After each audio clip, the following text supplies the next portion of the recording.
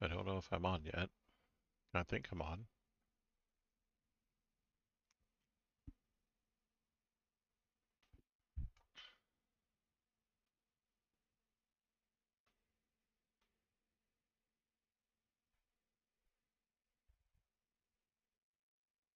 There we go. Yeah, I am on. Okay. Excuse me. So here we are, day 17. I very clumsily gone in and started this whole career thing, not knowing anything, not watching any videos ahead of time, just knowing that career mode existed. And I saw that there were some people out there executing on career mode. I thought, you know what? Why don't I go ahead and check that out? So I did. And it was interesting.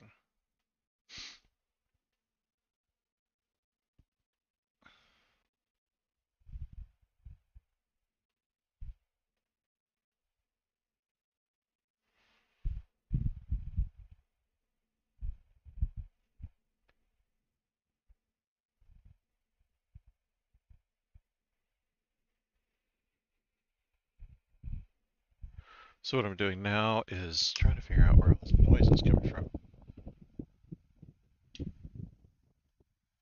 There we go.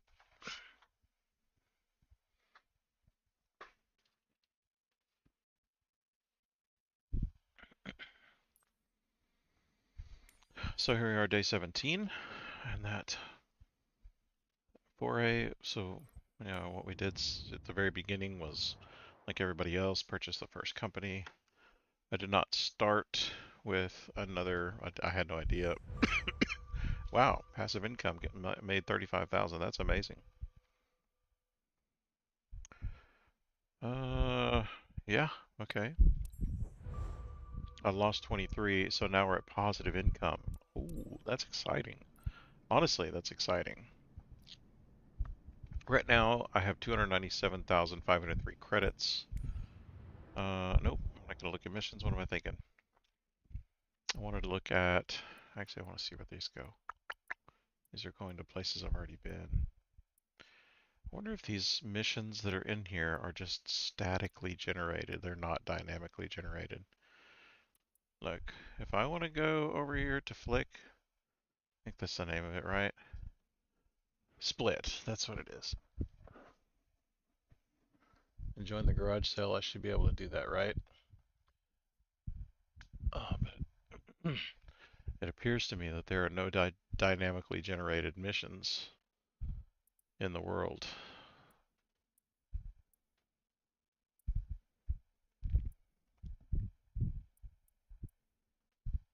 Because if there were, I would have expected these to refresh and generate more.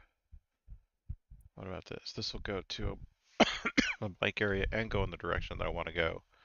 Because I want to go eventually over here to the only continent, country, landmass that has hotspots in 2 seasons.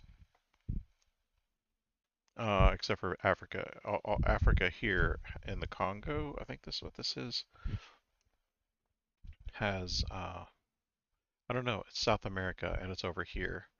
In Brazil and Argentina, I think this is Brazil here. I can't remember my geography. I remember Brazil is roughly this shaped. This is Ecuador and that nonsense up here. Chile, Peru. I think Argentina's down here. In any case, there's hotspots over here 2 seasons out of the year as well. So I come back to headquarters and look at my aviation. I'm excited that I gained money instead of losing it. Look at that. I gained money right there. That's amazing. So I think the thing for me to do now is to get a third aircraft and let AI do their thing.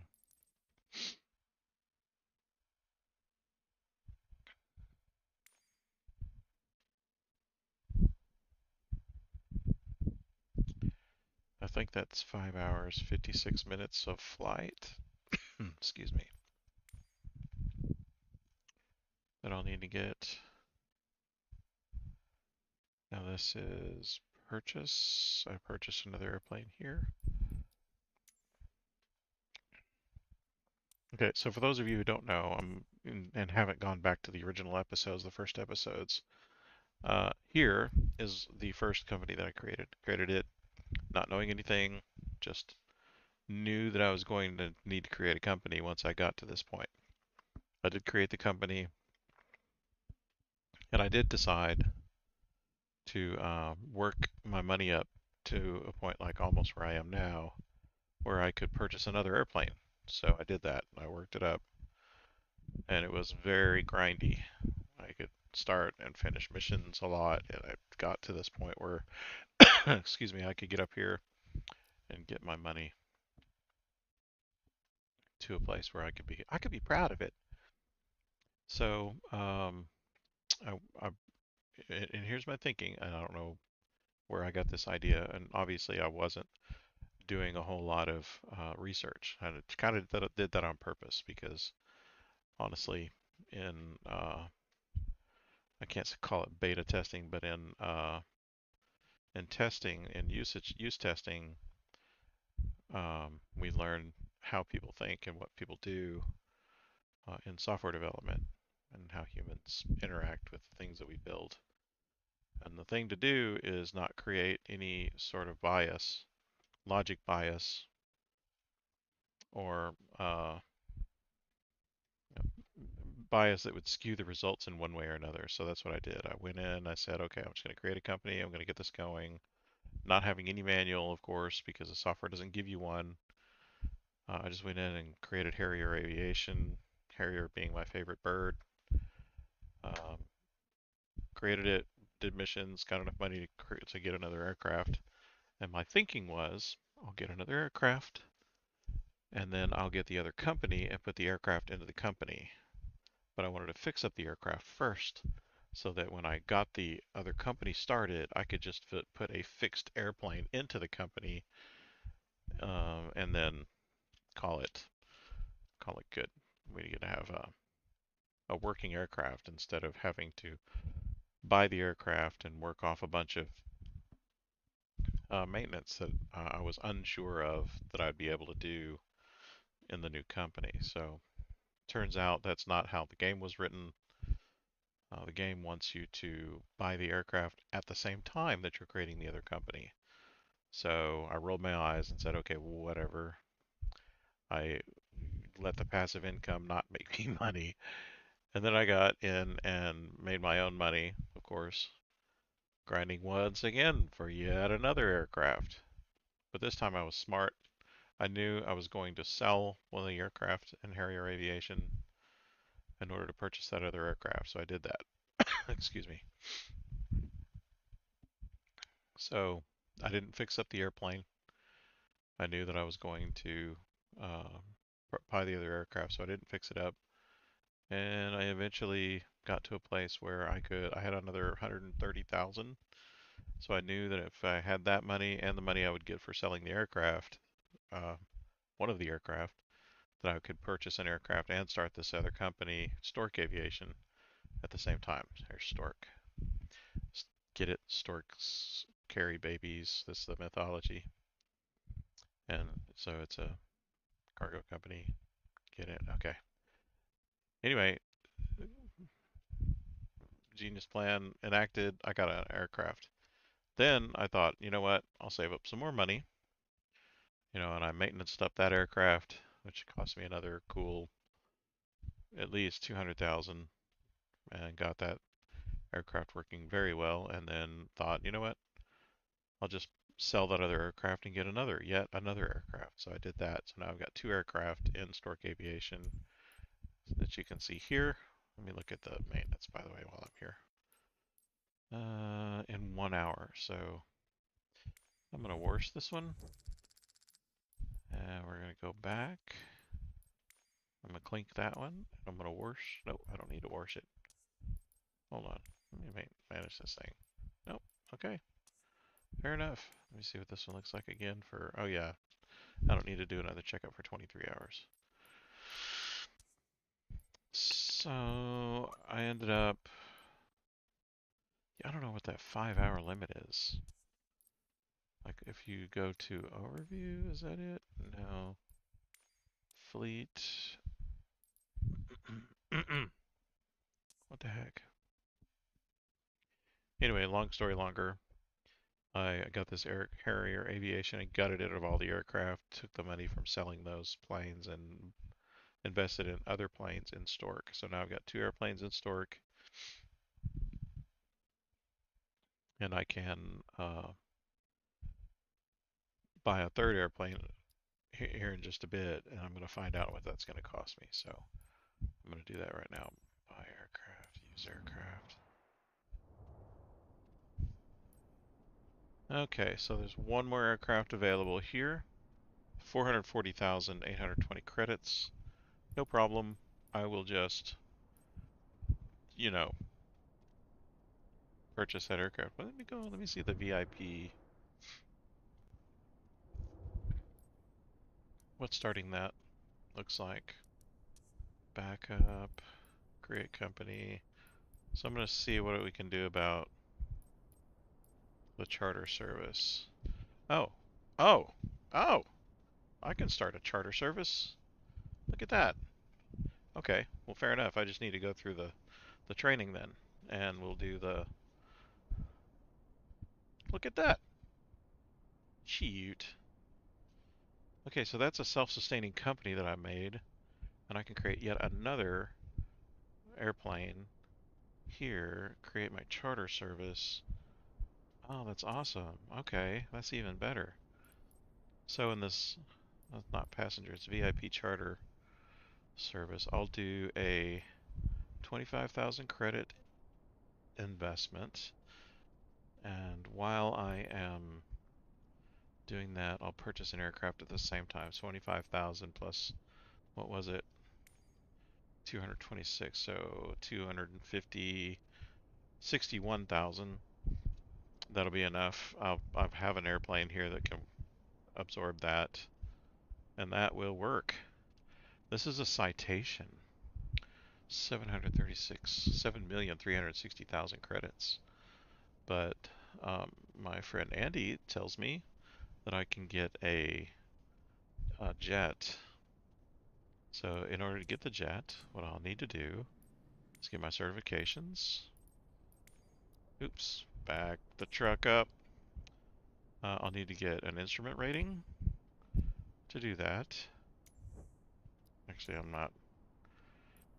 Unlocks prerequisites. I'm going to retake all of these. This is going to be boring for you guys, I'm sorry, but at least you'll see what this looks like. And I'll get my jet engine rating. Actually, I should probably get my jet engine rating right now. It's only 30,000. But, oh, you know what? In order to get the company for VIP charter, I'm going to need to get a certification. 1 of 1. Oh, I only have 1 of 1 certifications here. Can I create the company? Why can't I create the company then if I've got enough money? What am I missing? Okay, so here's what I was talking about, mission hotspots. Look down here. See that? Hotspot in South America is here. I watch summer and winter. Hotspots here in Australia. So I'm here currently. I'm going to try to work my way down this way and get to Australia with my cargo planes. With all my planes for that matter. Eventually getting down there. So what am I missing? What am I missing? I think I'm missing these 2 certifications because it says I have 1 here, and I have enough money to purchase this plane. Up here, 296 minus 226 is 70,077. Well, minus 6,903 would be 70 70,000, 60,000. I can't do that math real fast in my head, but it's basically 70 or 69,000. 69,000 and some change credits, minus the 30,000 that it would take to get this certification, or to get this charter service. So I need to unlock the specializations.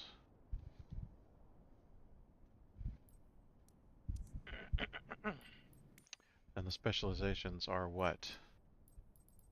Private charter service. I need to get instrument rating. I just need to get instrument rating. That's what it is. In cargo transport medium. So instrument rating and turboprop and jet. Okay, fair enough. Oops, I didn't mean to click that. So let me get my certification.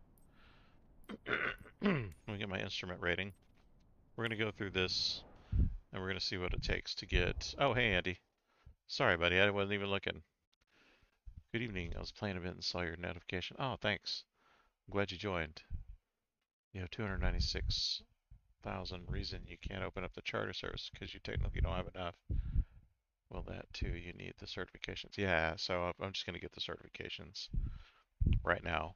I've already passed these in 2020, so I'm pretty sure I can pass them. But just for review, I'm going to review all this info.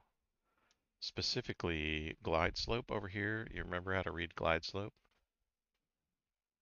On the left, I don't know how to read IFR glide slope on the left. That little magenta bar over here. I don't know how to read that. And then the difference between heading, DTK, and these so when you turn on autopilot, there's other indicators up here that I can read my lights on my Bravo, but I don't know what they mean in here. So I just want to make sure I get that down as well. And then review how to switch my nav radios and my comm radios. And then I'll be a pro. Yeah, hey man, I'm glad you joined. So I'm just going to go through this, and I'm sorry if that's boring, but I'm going to review this stuff.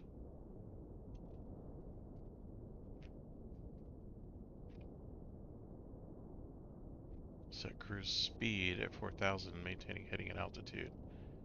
Okay, so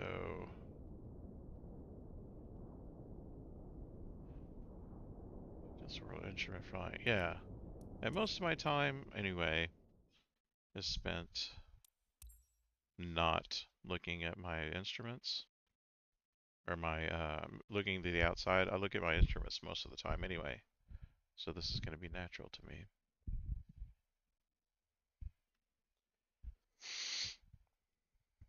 Climbing and descent. Now, supposedly, I used to be able to do this before I stopped playing 2020. I used to be able to climb and descend at will with my instruments. This is a simulator, it's important to read and learn as much as possible. Yeah.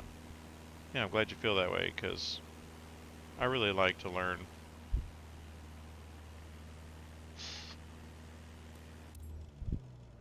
We're flying over the UK's Shetland Islands, just below a thick layer of clouds. Up until now, you've been able to look outside to judge the aircraft's attitude and location. What happens when you lose that outside view? That takes us into the world of instrument flight. When you can't use the horizon for reference due to clouds, darkness, or other hindrances to visibility, you'll need to rely on your airplane's instruments. When flying on instruments alone, you'll need to rely on your attitude indicator to see your pitch and roll information. I don't mind it. Like this combines Honestly, I really don't. one electronic display called a primary flight display, or PFD. Stay on heading 270, set full power, and climb up to 4,500 feet. Set full power for the climb.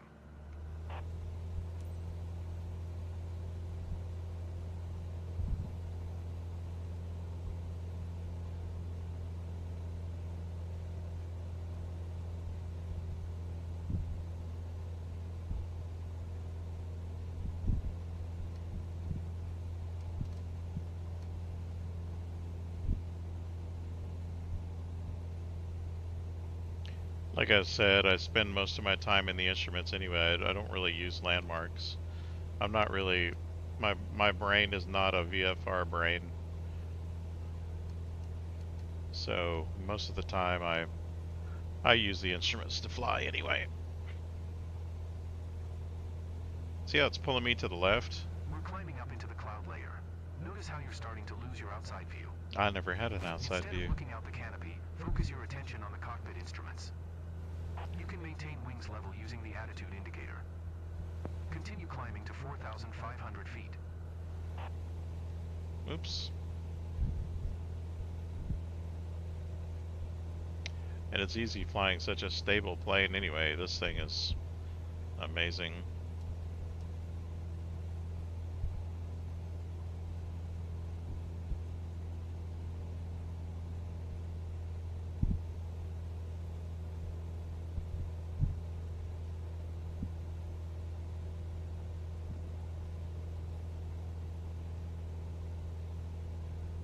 Using the vertical sped indicator and the altimeter, level off at 4,500 feet, while continuing to maintain a heading of 270. Now fly straight and level at 4,500 feet, getting used to not having an outside horizon for reference.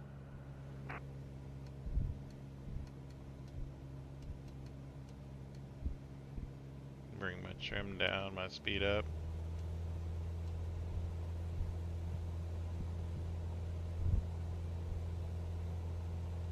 Yeehaw. I like it.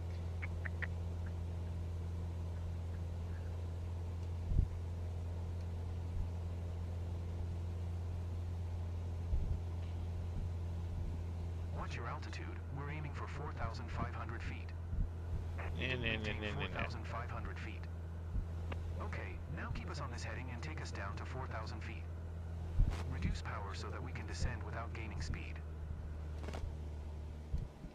Trim up.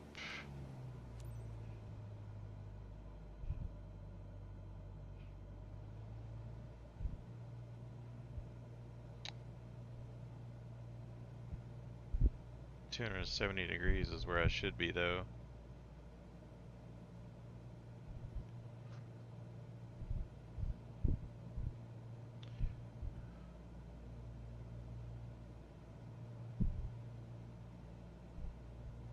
Yay. 4,000, here we come. Great. Increase power again for cruise and keep us at 4,000 feet.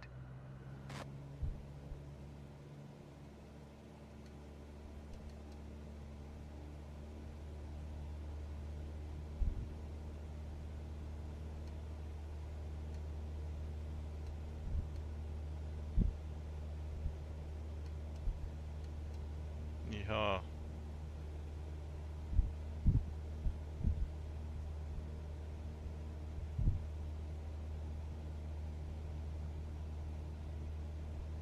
Well done. But there's room for improvement. Man, it's an improvement. Look, I know what I'm doing.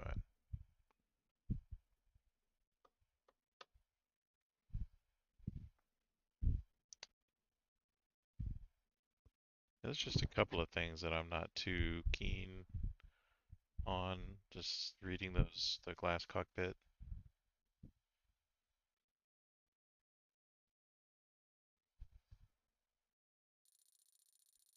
Climbing. You docked me on my climbing. Look.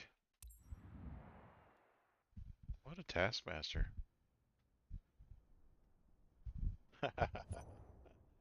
Look, I think I did fine. Okay?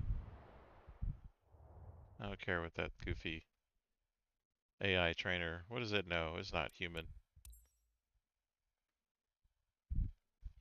Turning is one thing I've always struggled with, like maintaining my altitude while turning.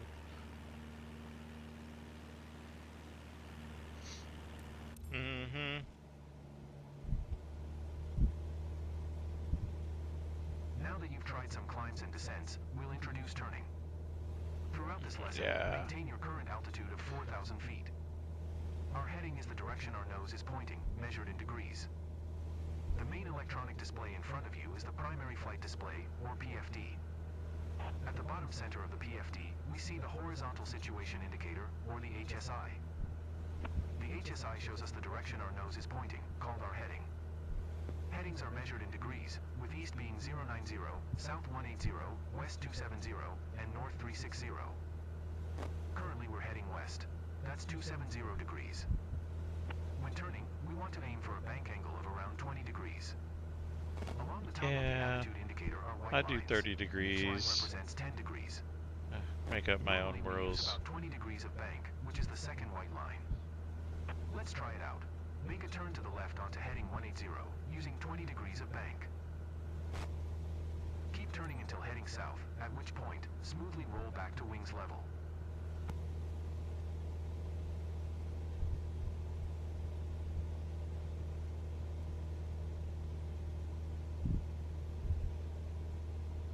Come on, baby. That's it. Stop turning there and you'll be heading due south. Heading 180. Whoa. A little too far, a little Great. too far. Now try and maintain this heading for a short while. Oh, it's giving me some grace. Look at that.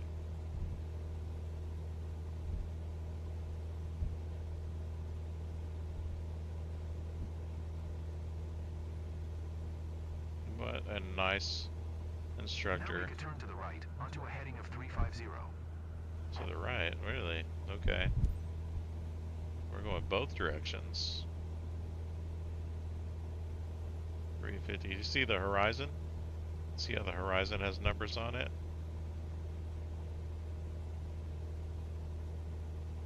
Whoa, 20 degrees, buddy. 20 degrees. 20 degrees. 2, 3. Now smoothly roll wings level onto a heading of 350. There we go. Now maintain heading 350 for a bit.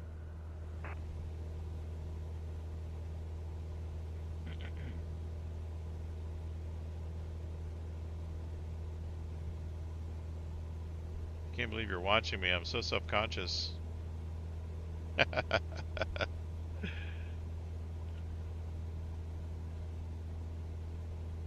Yeah, this is historically this is my weak So spot. that's how we make turns Oh, we got a using just wow the out of him. instruments. Look at that. Next we'll look at how to handle speed changes.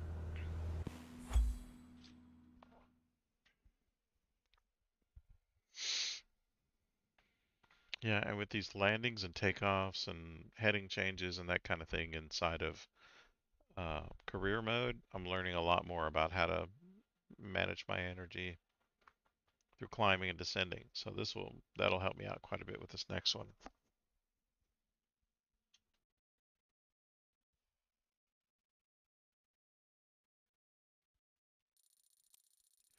Look at that. Oh, it only gave me an A. It didn't give me an S. I guess there's no S tier in the lessons. Maybe. Okay, Alpha, Bravo.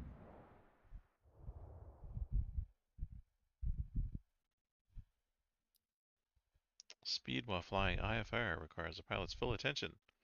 Maintain a constant pitch attitude as your speed and lift changes.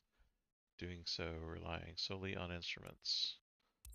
So I do this with elevator trim.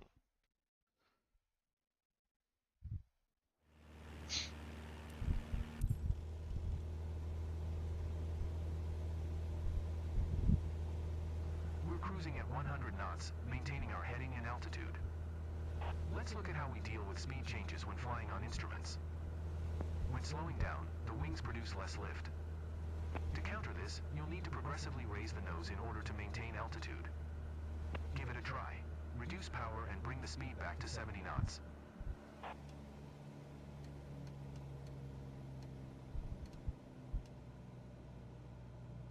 Remember to adjust the elevator trim so that you don't have to keep putting any pressure on the controls.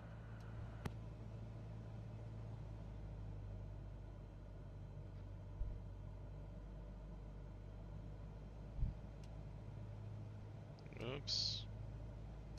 Whoops. Yeah, I don't even know what 70 knots is. Try to maintain 4,000 feet altitude.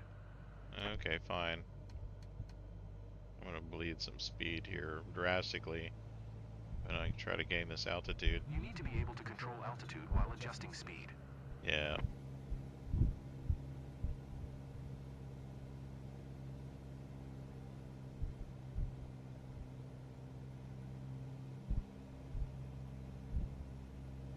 Reach 70. Like, don't be so picky with me. Power to maintain 70 knots.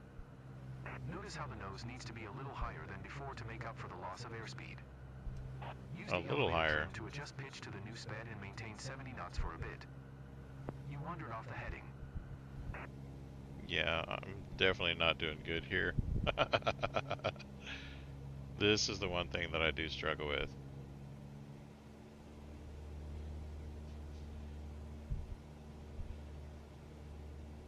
Great, now increase power to get your speed back up to 100 knots.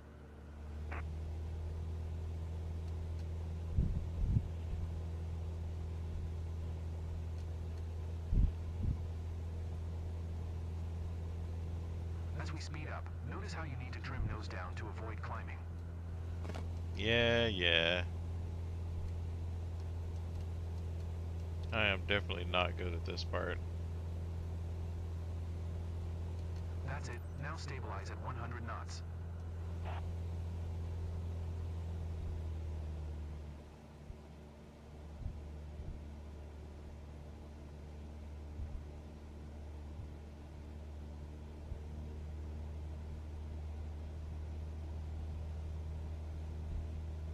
Good.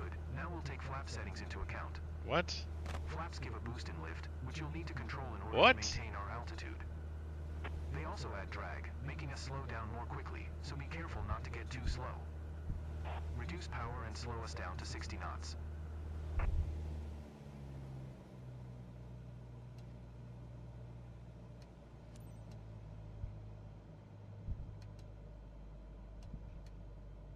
Good. Now extend the flaps to 10 degrees. Now set flaps at 20 degrees. With the extra drag, start adding power so you don't drop below your target airspeed of 60 knots. Now stabilize at 60 knots and trim for level flight. Yeah, this is the part I do not like.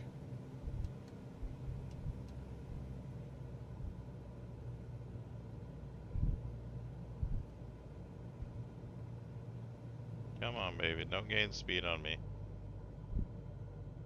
Wow, great job. Next we'll look at navigating on instruments alone. I like navigating on instruments. I just don't know how to do the old style. I like GPS, frankly. Excuse me. I know there's published pathways that you can follow, and I typically rely on the computer to grab those for me and chart them so that I can put them into the class cockpit. But for me,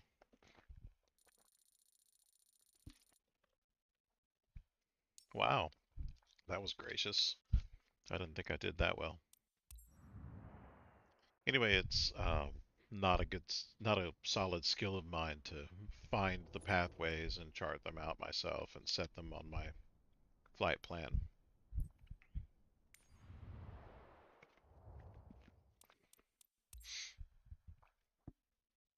Yeah, VOR, that's what it is.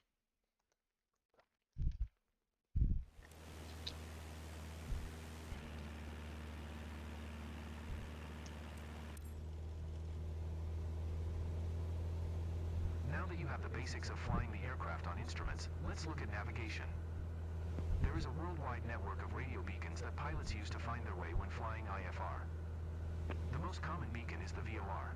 I've tuned the Sunberg VOR into your NAV radio, which we're going to fly toward. To get there, we'll use the course deviation indicator, CDI. That's the green arrow and bar on the HSI. I've set the CDI for a course of 170. That means we want to arrive at the VOR on a heading of 170. The CDI shows us if we are on our selected course. If the bar is to the left of center, we need to fly to the left to recapture our course. The bar is currently over to the right, so keep flying on this heading and wait for the CDI bar to start moving towards the middle. Ah, yeah. I know how to Keep us on read heading that. 240 for now. Yeah, 240. You were way off on altitude holding.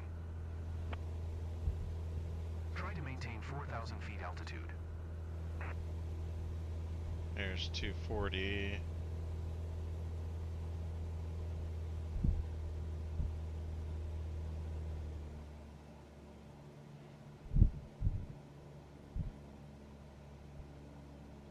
I didn't realize this was a goal. Like I was supposed to maintain altitude. Talk about uncommunicated expectations. Gracious. It's like a crazy girlfriend or something.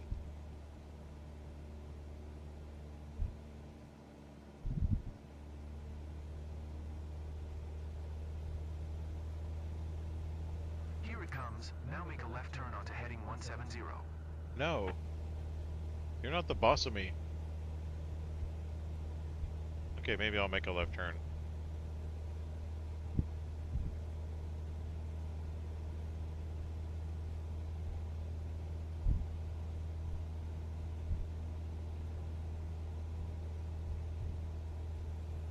Great. Now keep the CDI bar centered and it'll take us to the VOR. I'll do what I want. Do you hear me?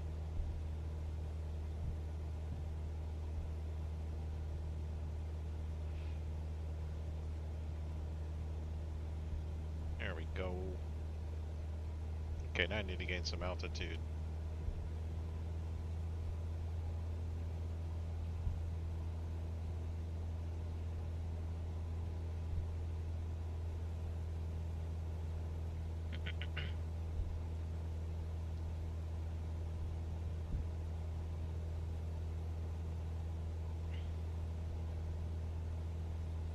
Oh boy. I'm getting off course, mama. Getting off course. We're getting close to the VOR now. The CDI indications might become erratic or disappear when reaching a VOR, but this is normal. Keep flying straight ahead on heading 170 for a couple miles. Yeah, it's gonna reverse course now. Watch this. This is kind of cool. The arrow will point the other direction.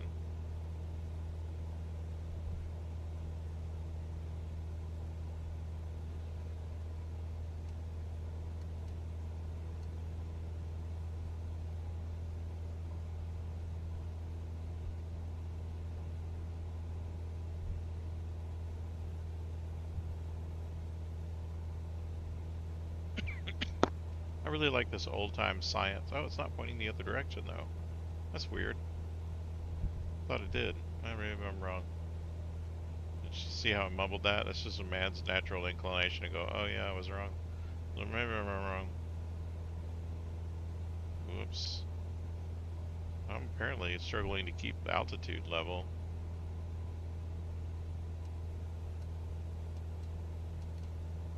Well done, but there's room for improvement.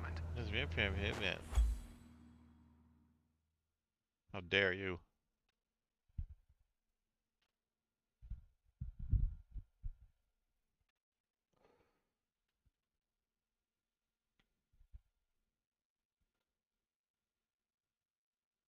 Come on, score me well. I'll be your best friend.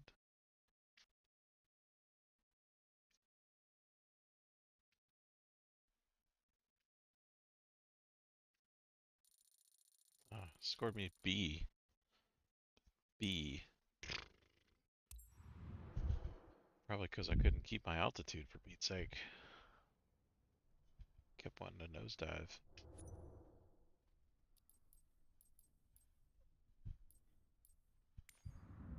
RNAV. Ooh.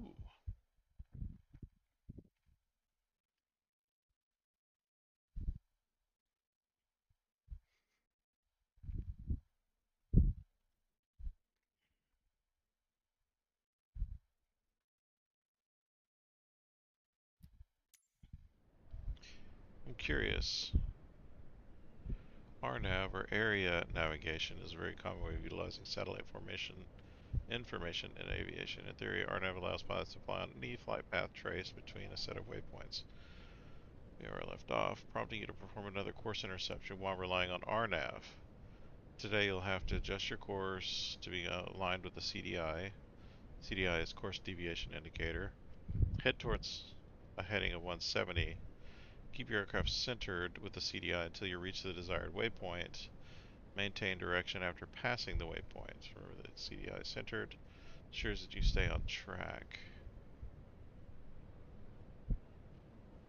Interesting, because if the CDI is not going, if we pass over the airport to CDI or the VOR, CDI is not going to stay centered. I think that's why it dinged me this last mission. And that's simply because the CDI does not stay centered. Ooh, yeah. Here we are. Okay. The VOR system is a classic for navigating via instruments, but modern technology has opened the door for new navigation tools. Our flight plan is made of multiple GPS waypoints. We can use those to guide us when we can't count on visibility. For this lesson, we're going to follow a similar trajectory as in the VOR tutorial, flying over Sumburg Airport while maintaining an altitude of 4,000 feet. The system looks very similar to the VOR on the avionics. We'll use the CDI. That's the pink arrow and bar on the HSI. Looking at our flight plan, we can see that we're supposed to arrive at the waypoint on a heading of 170. The CDI shows us if we are on our selected course. We've deviated on purpose so that you can see how to catch up to your intended trajectory. Just like with VOR, the gap between the bar and the CDI arrow shows us the direction that we need to head towards to catch up to our course. The bar is currently over to the right, so keep flying on this heading and wait for the CDI bar to start moving towards the middle. Here it comes. Now make a left turn onto heading 170. Be quiet. Good gracious, man. Incessantly chattering.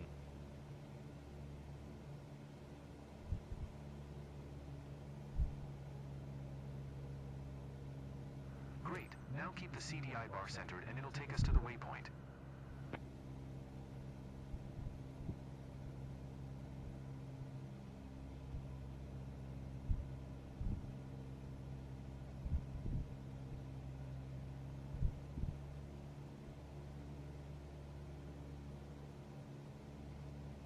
Is it testing me right now? Because 170 is not the CDI bar centered.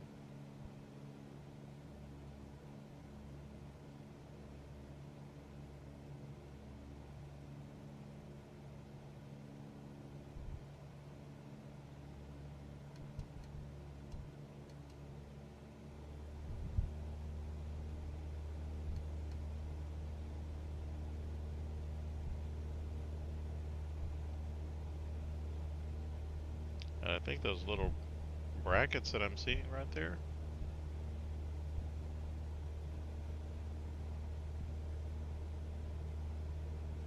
are my course that I'm supposed to be on. How awkward. Like it gave me the wrong directions.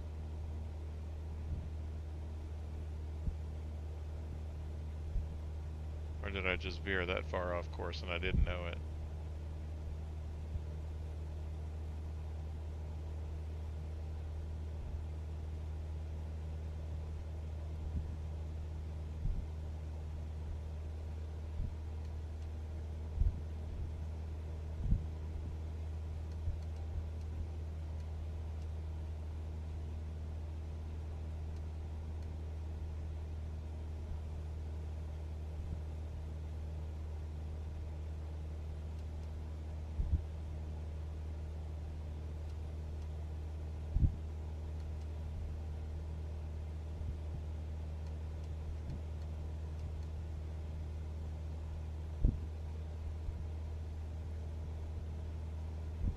Yeah, that was awkward.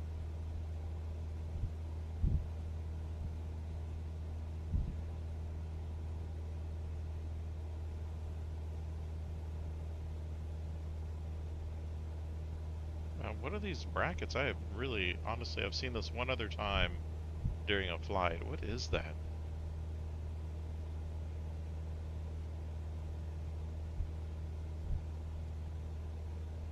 These frames that I'm flying through now.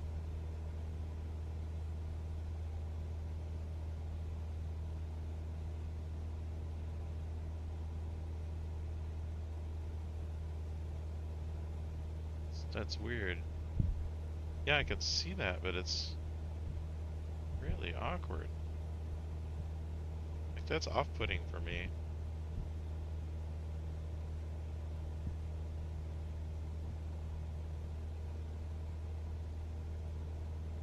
Kind of cool though. I feel like I'm in the Tron world, right? Hey, it says We're getting keep close to CDI the center. waypoint now. Okay, there we go. The CDI indications might become erratic or disappear when reaching a GPS waypoint, but this is normal.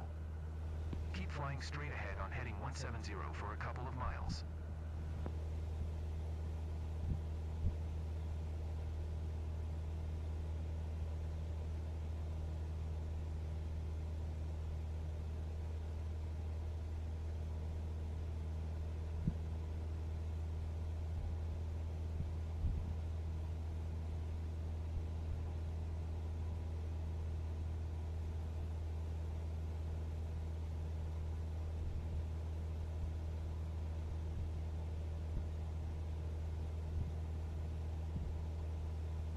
Interesting. Basically, your flight path. You can see the blue line tracing your flight plan. Okay. He says, okay. Those frames, though, I'm just not used to it. But I'll probably get used to it, though. See, this says flight plan 1. I'd like to learn how to manage this so that I can look at the flight plan itself. You know what I mean? Inside the PFD. I mean, I know what my little computer says. May be a good idea. Hey, you be quiet, instructor.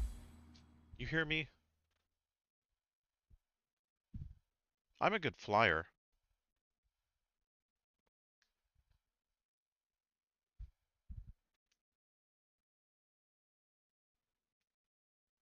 Yeah, a little formal class training wouldn't hurt this. Running this thing. I learned pretty well with trial and error, but you know, when your life's on the line, it's probably not a good mode of operation. Ooh, I got a C on that one. Whoo. Set it up, okay. Yeah, I might look into that. Good lord, it gave me 25 and 22. What in the world? Uh, should I retry that? I'm gonna go back to certification and go to the next lesson. I don't think that was fairly scored. God, it wasn't that off. I feel bad now. I'm gonna write Microsoft, tell them they triggered me. Glide slope. This is the one I wanted. I don't understand this.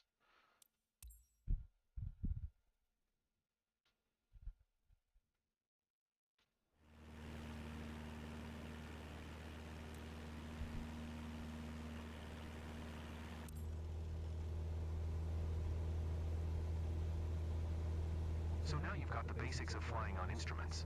Now we need to get back on the ground. The most common landing aid is the Instrument Landing System, or ILS for short.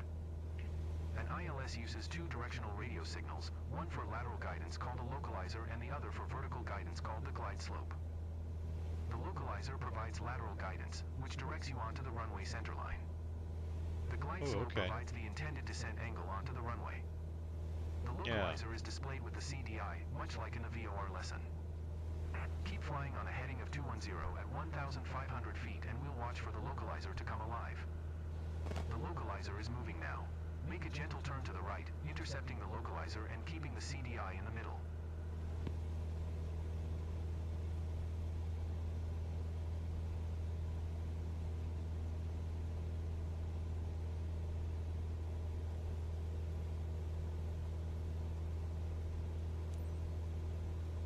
Good.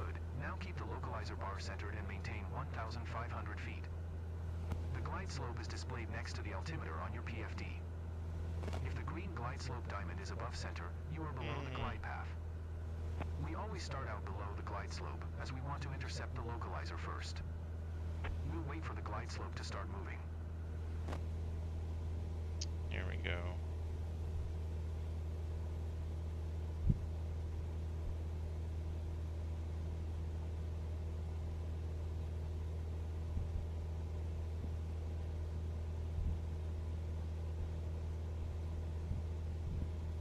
comes the glide slope. Maintain 1,500 feet until it almost reaches the center.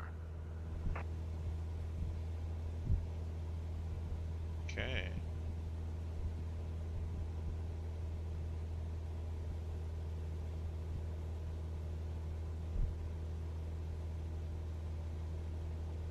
Here it comes. Now reduce power a little and start to descend, using the VSI to aim for 500 feet per minute.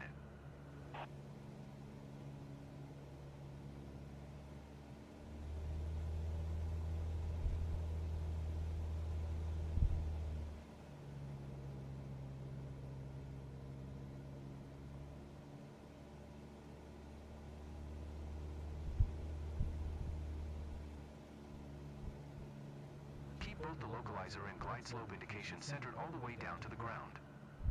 Reduce speed and set flaps as needed as you make your way down the ILS.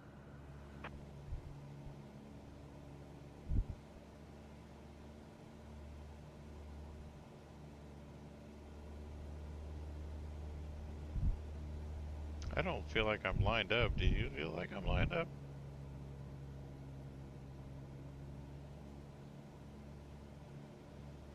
I feel like I'm definitely not lined up with the runway.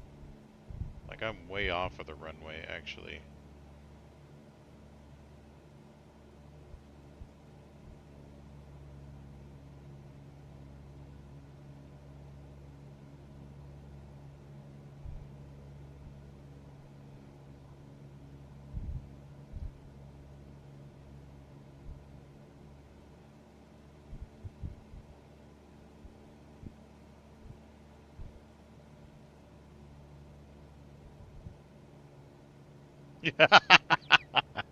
Shut up. We are not gonna die. I can land this We're thing. approaching the runway.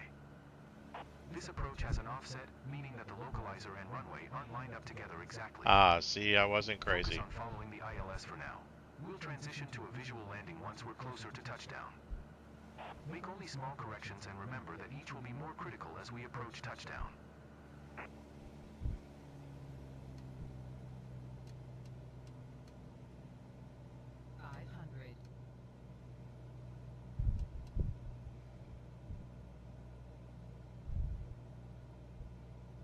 I'm gonna line up with the runway. I don't care what he says.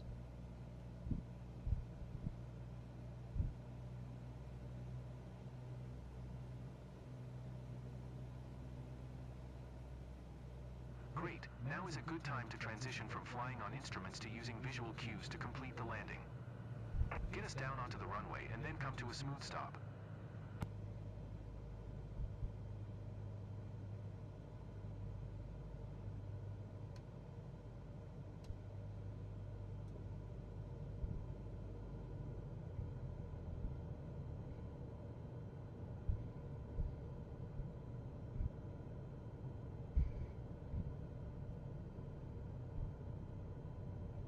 Idle, whoa.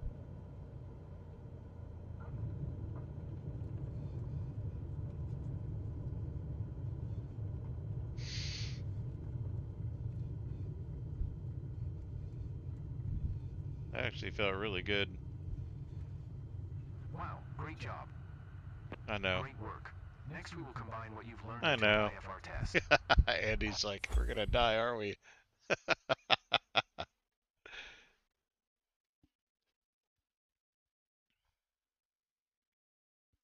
Yeah, that landing felt good. I like that ILS approach, but I keep seeing the glide slope indicators a little bit different. Land? What the heck? What is this gap? What is this? That was a lovely landing.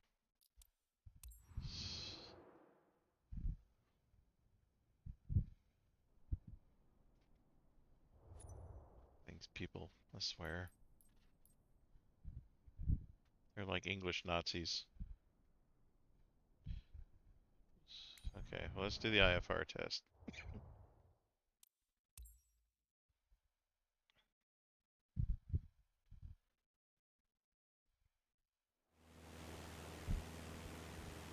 Start it up. Start, whoa. These trainings are rigged, yeah. Alright, it's time to put what you've learned into practice.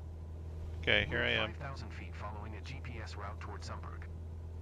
I'll ask you to perform some handling tasks to test your IFR flying skills. Follow the GPS, as shown in magenta on your CDI, maintaining 5,000 feet and 110 knots. Okay, still maintaining the GPS course, take us down to 3,500 feet, keeping 110 knots airspeed. Keeping 110? Okay, fine. 3,500 feet, fine.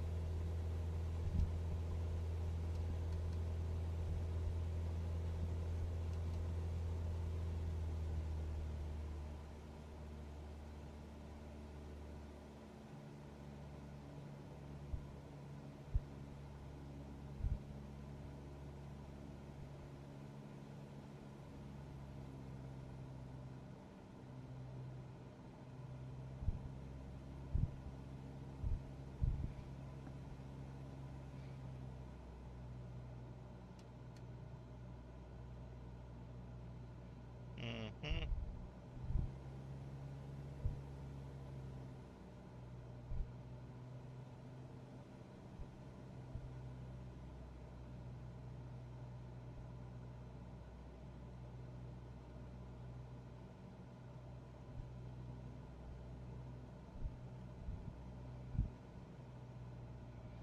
Still climbing. It's hard to not climb. Airspeed 35 is approaching. Next, keep us at 3,500 feet and make a left turn onto heading 060.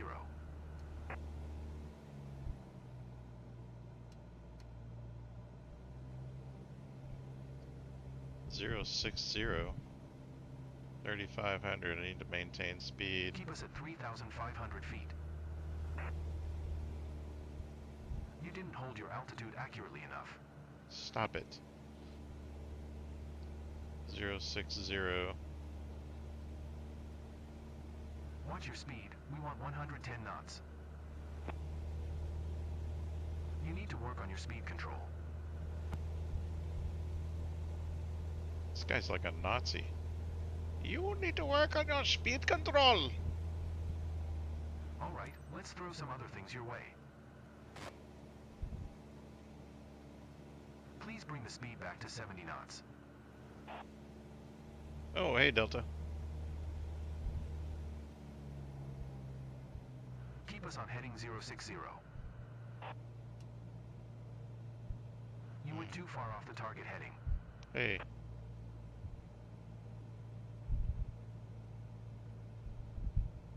Zero 60, 70 knots. Give me a little more trim.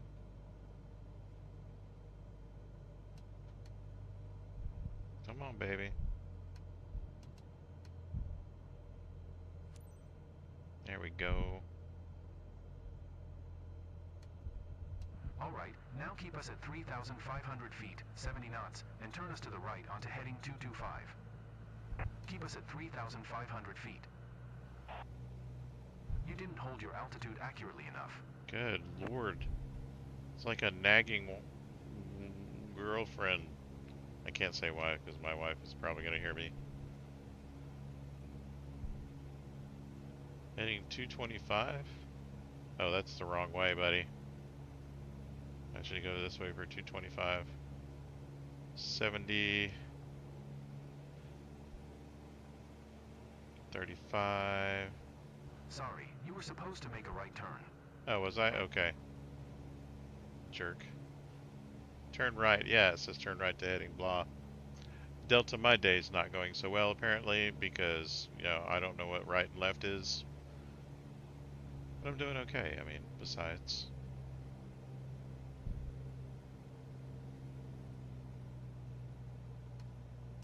My trim is at a whole 34% for Pete's sake.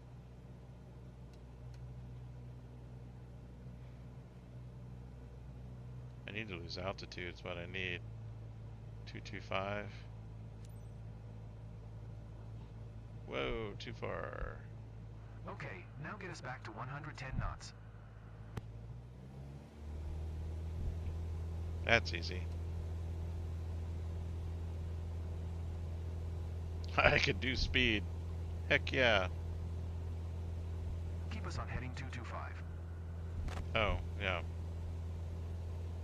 You wandered too far off heading.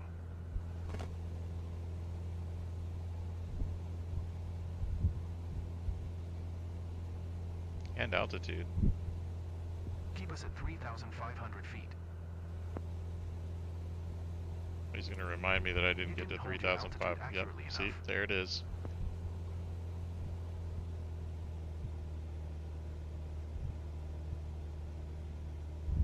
Oh boy. I'm going to fail this IFR test. My gosh. Well done, but there's room for improvement. I swear it's a nag. Delta didn't stick around. Come on, Delta. Come on back, buddy. Let's see, I probably scored a D on this test. You don't need to be behind the flight controls.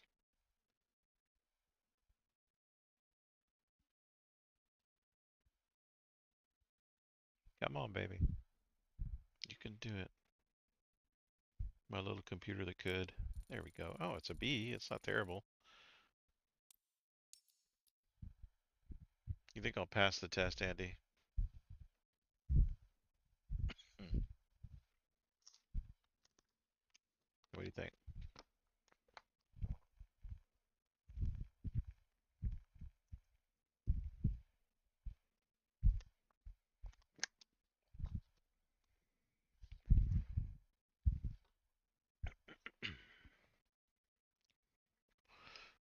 B. Hey, hey, that's enough out of the peanut gallery, Andy. I deserve an A because I showed up.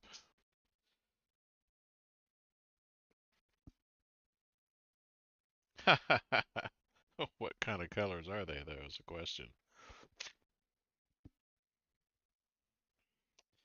Okay, so let me rest my nerves a little bit.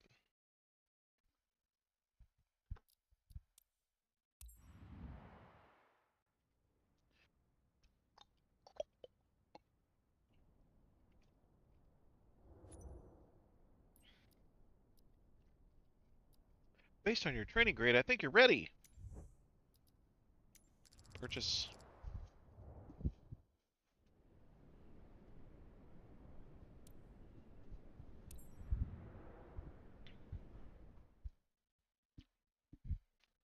Luckily, they do retakes, right? I know that this weather can look daunting, but you will be able to perform your approach by relying on your aircraft's instruments, just like you did in your training. Fly to EV descend to 2,100 feet. EV is... Cessna Tango, Echo, Charlie, your transponder appears inoperative or malfunctioning reset, squawk tree 125. I don't know what I'm supposed to do with that radio transmission.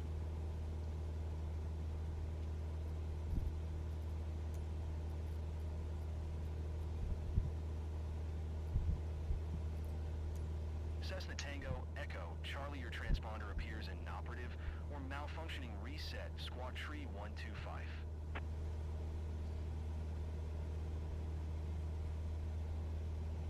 How do I do that?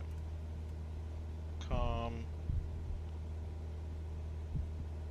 I don't know how to do that. That's not what's covered in the glass. Lord Almighty. I'm flying to EV. I'm just going to do what this thing tells me. Descend to 2,100 feet. Let's descend.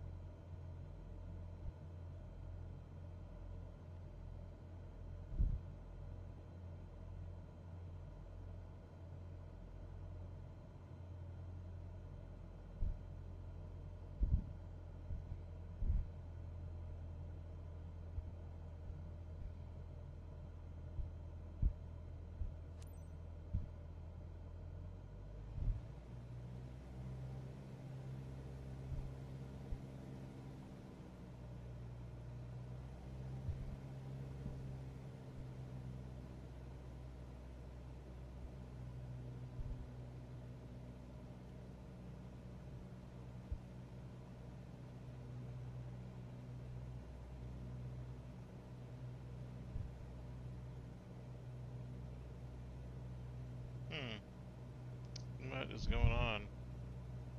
Am I doing this right? I'm just flying this line right here. What do you think, Andy? Those clouds, they do look like sand.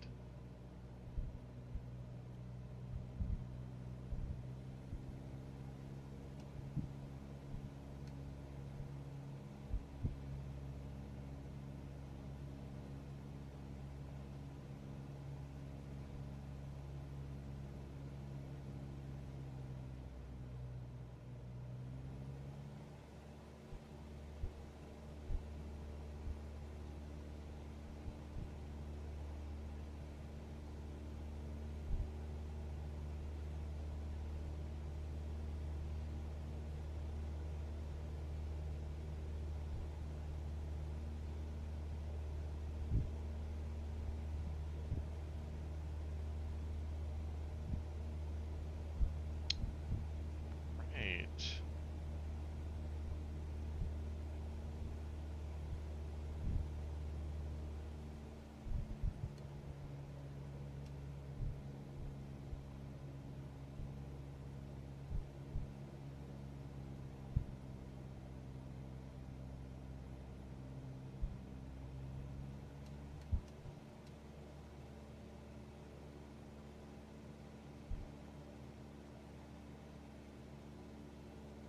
Here we go.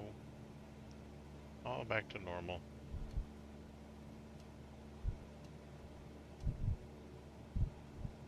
Except for my heading. Not back to normal.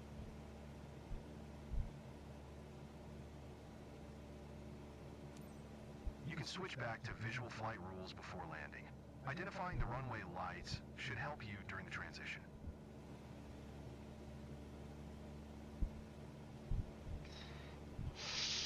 Well, at least my locator's ready to go.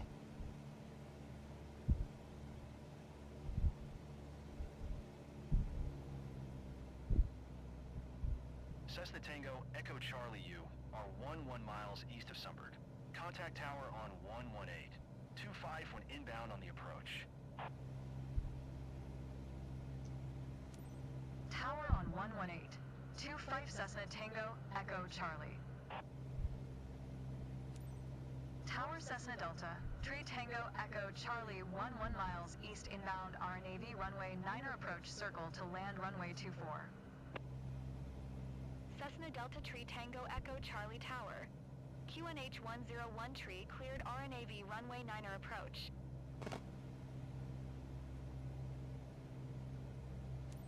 Cleared RNAV runway 9er approach Cessna Tango Echo Charlie.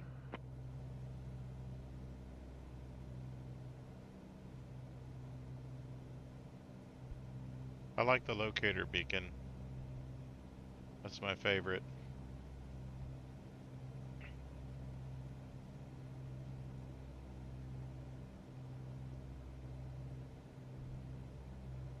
That's actually really cool, by the way. I really kind of like that.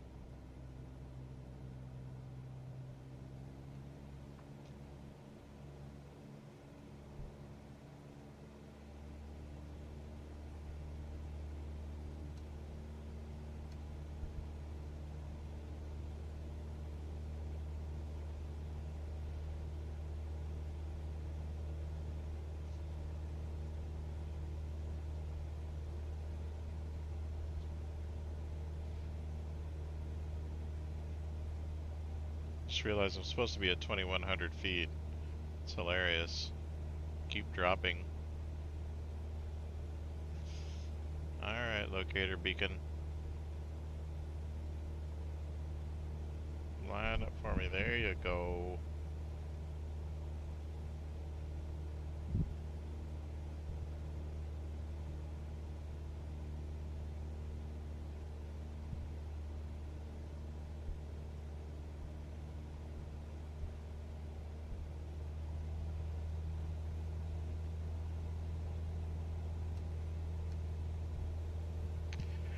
Ah, good deal. I could just relax a little bit.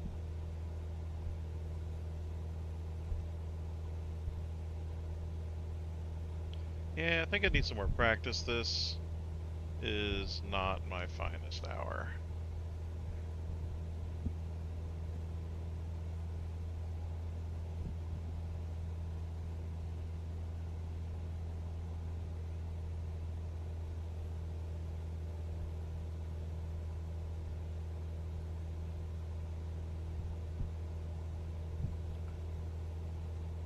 Okay, so question, Andy, do you know this? Is it a locator beacon or is it a localizer? I think it's a localizer, right?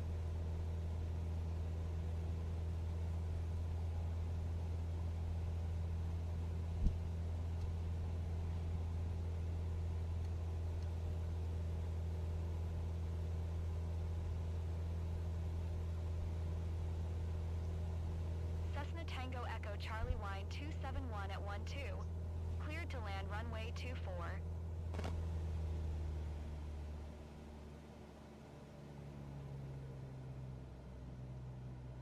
Okay. Cleared to land runway 24 Cessna Tango Echo Charlie.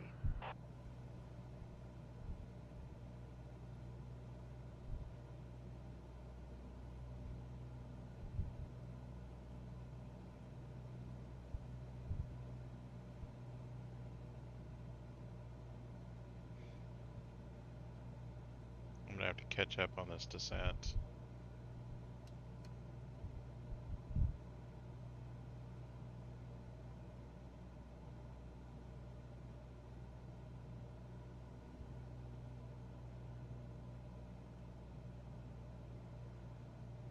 There we go.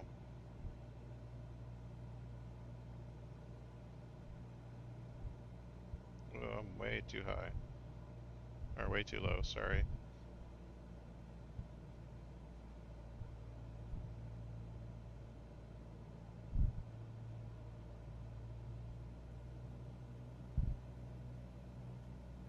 Like, I can't see a thing.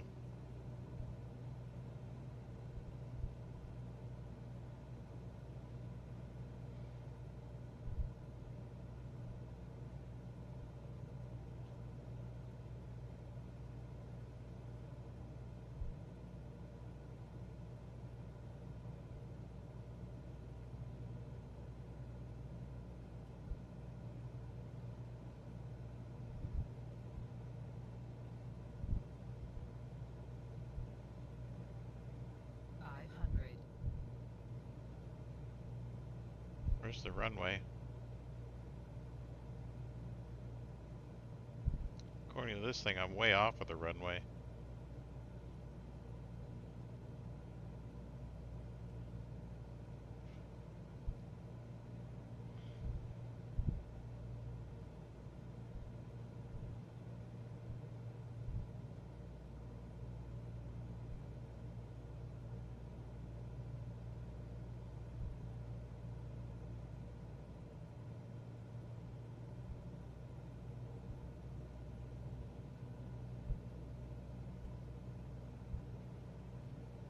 So, like, where's the runway? Is that it right there? Oh, I see it.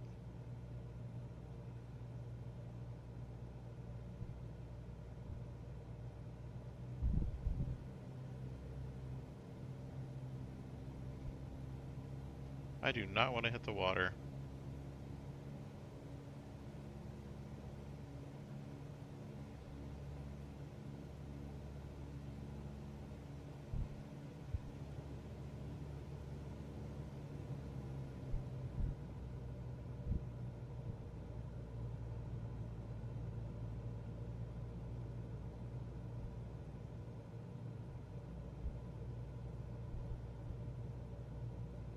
Talk about sabotage, my gosh.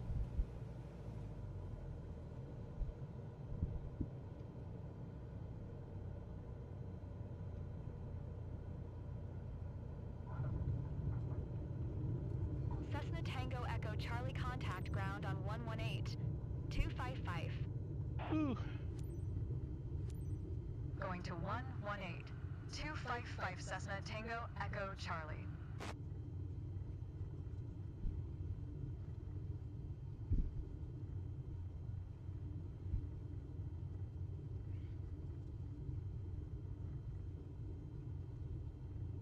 I feel for all those passenger jet pilots. Thanks.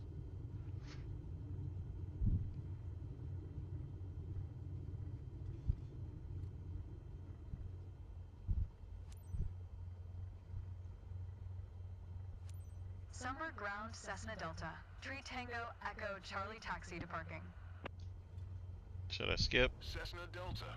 Tree Tango Echo Charlie taxi to general aviation parking using taxiway Kilo. Taxiing to general aviation parking using taxiway Kilo Cessna Tango Echo Charlie.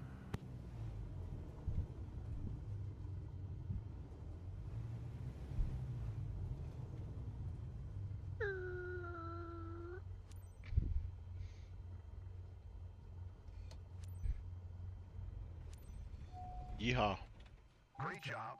You passed the test. There's a few areas where you could improve, Yeah, but that was you'd a think. solid performance. Like, I would love to have been able to see the airport and the runway way before I got about 100 feet off the ground.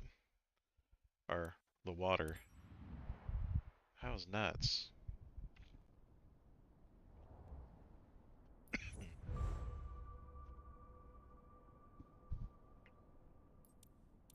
Yay. Okay, so I got my instrument rating. Now, what do I need? I know I need to get my jet engine rating. Do I need my turboprop? Like, how do I get... Okay, let's see my specialization. I unlocked a whole bunch right there. Here we go. Charter service private. That's what I needed. Okay. So if I go back here to missions, now I can see charter service private missions.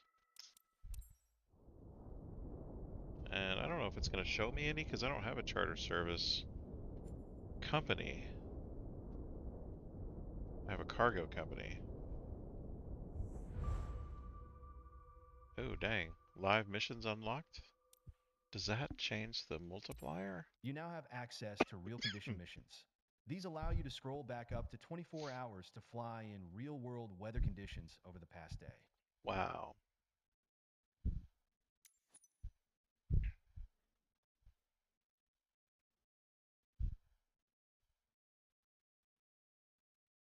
Okay.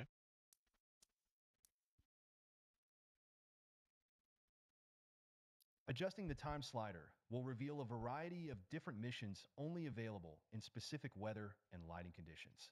Interesting. Meanwhile, missions that are not time-dependent remain available at all times. It seems like this mission has different weather conditions than usual. For now, check the weather conditions, also known as METRTAF, carefully when selecting a mission. IFR icon means you will have to fly in IFR condition. But there is also MVFR icon and LIFR icon.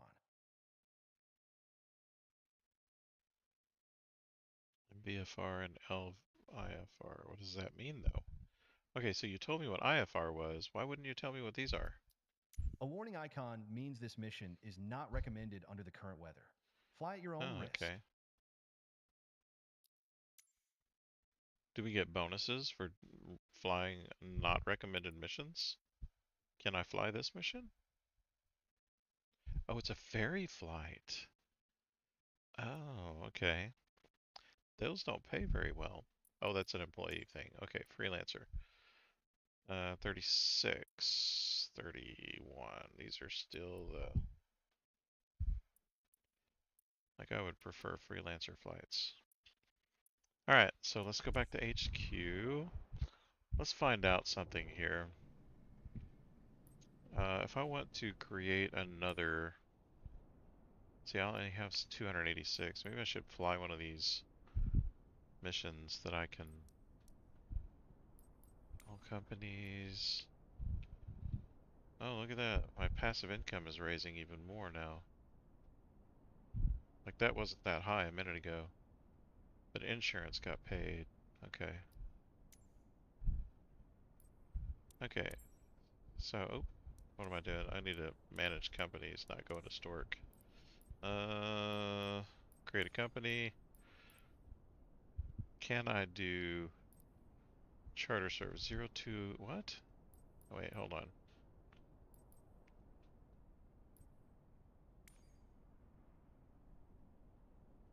What am I missing, Andy?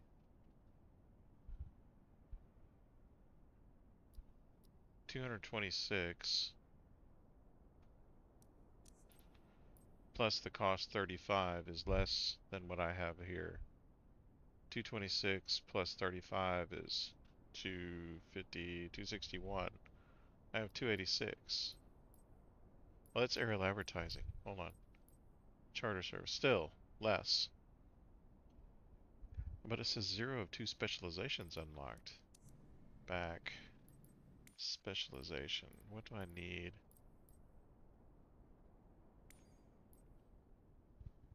Is it broken?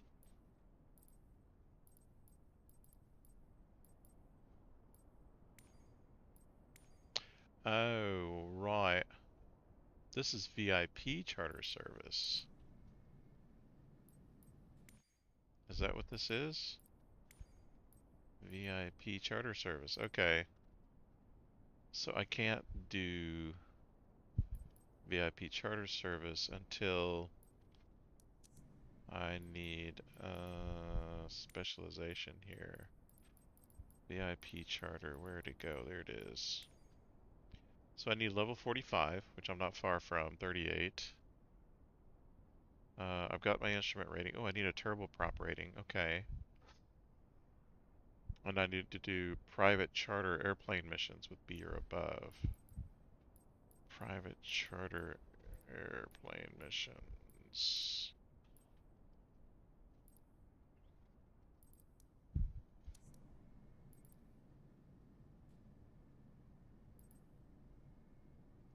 I'm a little bit at a loss. Private charter airplane missions. So I need to go back and work for somebody? Is that what the deal is? I think that's what it is. Okay, so if I go back here, go to missions, and then do this as an employee.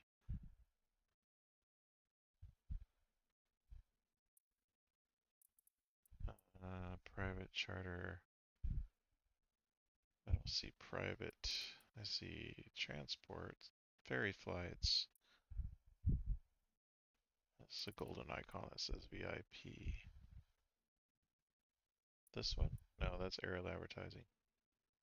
Where did it go? There it is. This is the one. Can I do this one? Oh, I can. At least it says I can.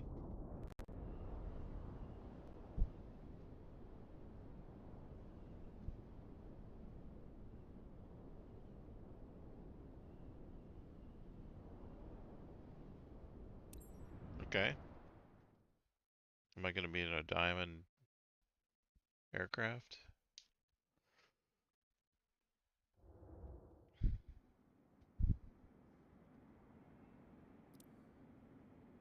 No, I'm going to be in a 172. Those are just sexy. I don't care who you are. Look at that. It's beautiful.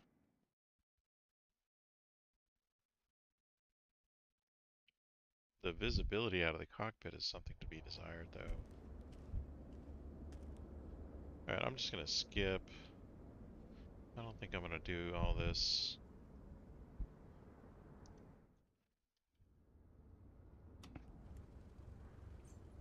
Ah, lovely vehicle.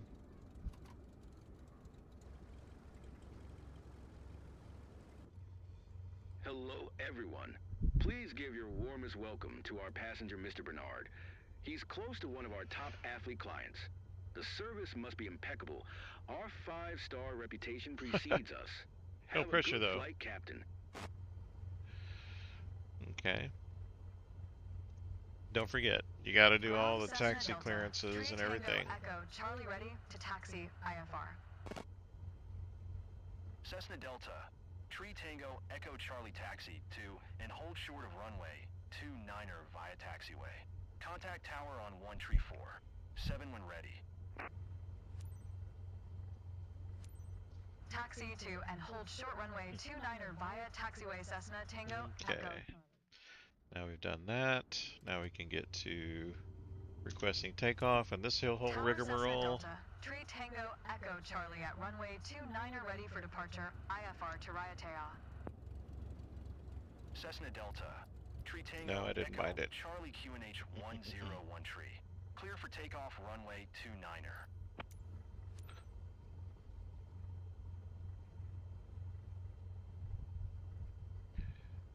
Unlock it as an employee. Okay, that's cool. Acknowledge takeoff clearance.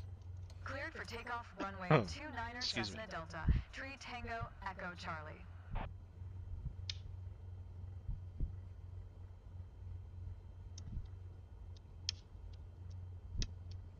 I'm gonna check something real quick. Where's my anti-ice? Controls.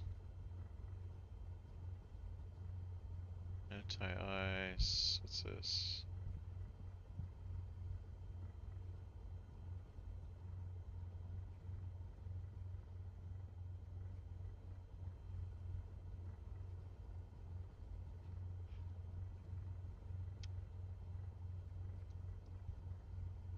I know I don't need it, but what I'm trying to do is I've got a light on here on my my Bravo controls. It's anti-ice light, and I don't have it.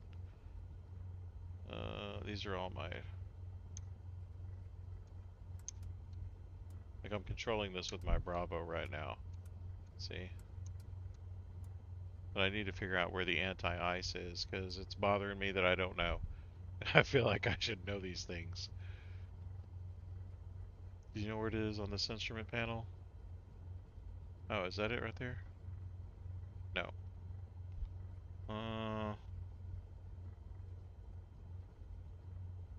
Yeah, I'm not gonna waste any more time, but I feel like I do definitely need to know. Because I don't know. Alright. We're gonna inform the passengers about Good takeoff. morning, dear passengers. This is your captain speaking. Dear On passengers. behalf of First Class Wings, I would like to welcome you on board Flight FCW 4210 bound for Uturoa. Estimated flight time to Uturoa is 11 minutes.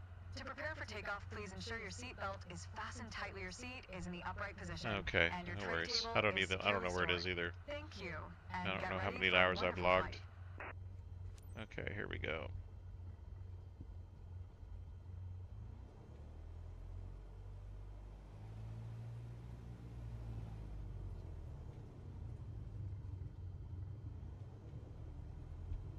Those little buttons. What do you mean, around the glass cockpit or below that?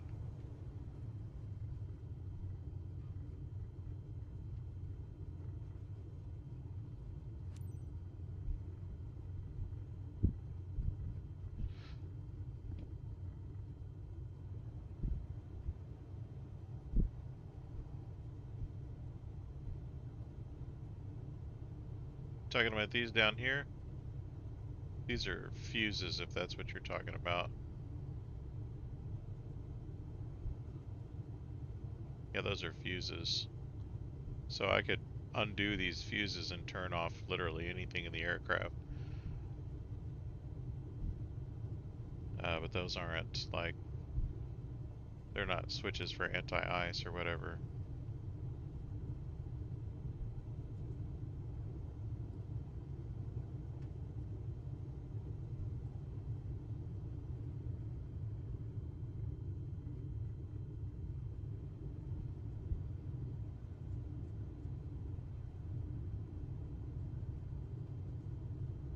Yeah, they're switches. They're like I'll show you what I'm talking about. They actually do work, by the way. In the game, they'll work. I'm just gonna turn around and then I'll turn off my secondary flight display, and I'll show you what it looks like.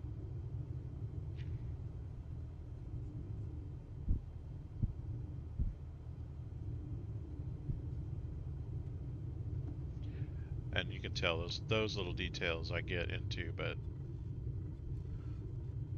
apparently not the holding altitude and not crashing stuff. I don't get into that, you know, as a pilot.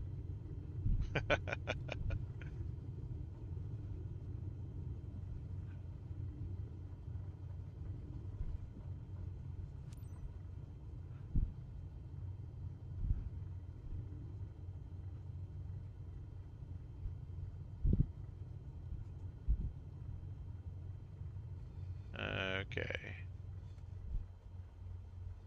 So down here, what's this? nav 1, transponder, nav 2, comm, audio. This is the ESS, this is the aviation, or the, what was that, the avionics bus and bus 2, which is the MFD. So if I uncheck that, see how it went off, see how that came back on. They're like buttons, but they're fuses, and this is supposed to simulate, something burning out mid-flight, and you change it out and restore service. But it's like literally everything in the airplane is controlled by these fuses. And I think it's ironic, though, that the pilot is the only one that can get to these. The co-pilot cannot, and if the co-pilot can't get to them, then y'all are messed up. Because if the pilot loses consciousness and y'all lose one of these services and the fuse needs to be replaced, and you are SOL, buddy. Okay, I've got to find this. Okay, flight plan, procedures, clear menu, transponder nearest, alerts. Oh yeah, man, no problem. And I'm sure there's some stuff you could probably show me too. That happened to be one thing that I know of. Nav 1A to ADF, aux, DME audio. There's the PA, by the way. Passenger address system. My flaps and my trim are set correctly. I don't know where the anti-ice is. What's this? Nothing I can work with. Okay. What's this? Hot air. Oh, I think I checked that already. Oh well. Okay. Well, we're just gonna take off. Alright. Here we go.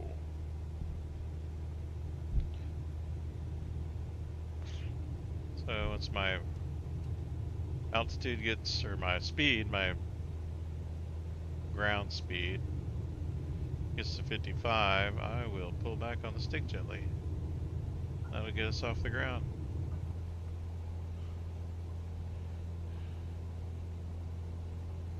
Raise my flaps so as to not have so much drag.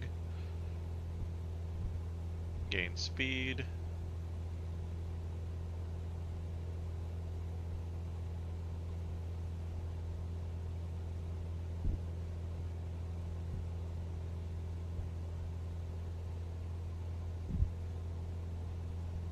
And lift for that matter. Vertical speed is 900.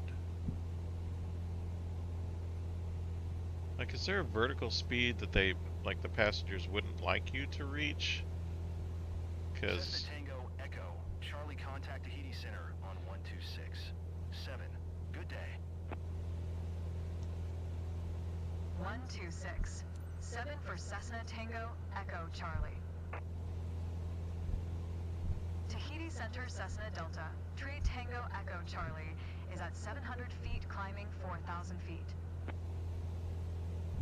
Cessna Delta, Tree Tango Echo, Charlie Tahiti Center QNH 10, 1 tree radar contact. Continue to Oscar, Mike November India. Cessna Tango Echo Charlie climb and maintain 5,000 feet. Climb and maintain 5,000 foot Cessna Tango Echo Charlie.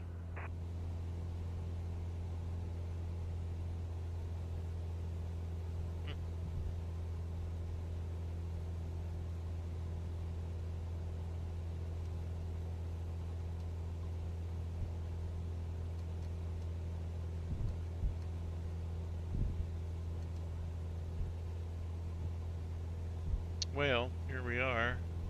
I think I'm going to climb to 5,000 feet. I think it'll let me skip once I get to 5,000. So that's what I'm going to do.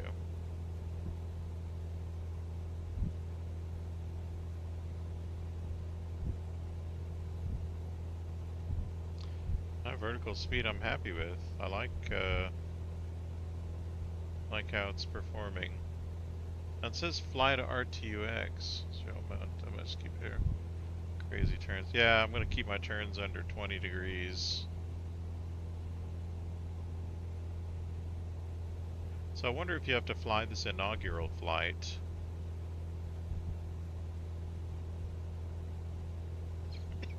Excuse me, in order to get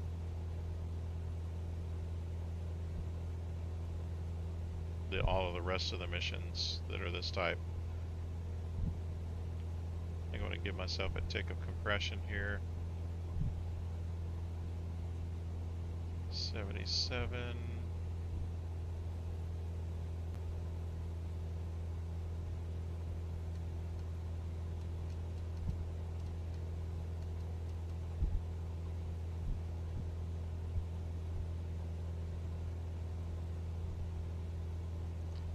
So what I'm doing is I'm reducing my trim right now, but I'm pulling back on the elevator. The trim actually gives you a lot more, for whatever reason, a lot more drag than the elevator. Pulling back on the elevator does. At least that's my belief.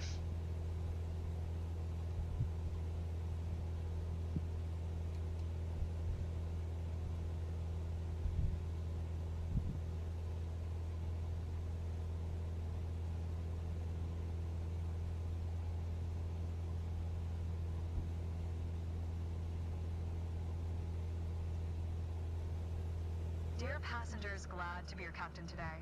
First, I'd like to welcome everyone on behalf of First Class Wings on flight FCW 4210. We are currently cruising at an altitude of 3,900 feet at an airspeed of 70 knots. It's 10:13 a.m. and are expecting to land in Uturowa approximately at 2:10 p.m. local time. Current temperature of 59 degrees Fahrenheit. If the weather cooperates, we should get a great view of the area as we descend. I'll update you before we reach our destination. Until then, sit back, relax, and enjoy the rest of the flight.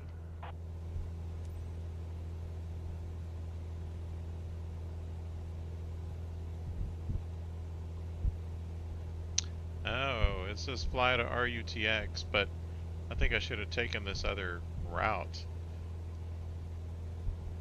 I'm gonna reach 5,000 feet before I quit. You see the route that it plotted? I should have followed the pink lines. See that? I mean, I could still go back. Wouldn't that be something? I'm almost there. I mean, a direct flight to RUTX is, I think, what they wanted. What they should have wanted, to be honest with you. 'Cause I'm the captain, and I decide what happens on my plane. Dag nabbit. It's only 6 miles away. I feel like I can land already.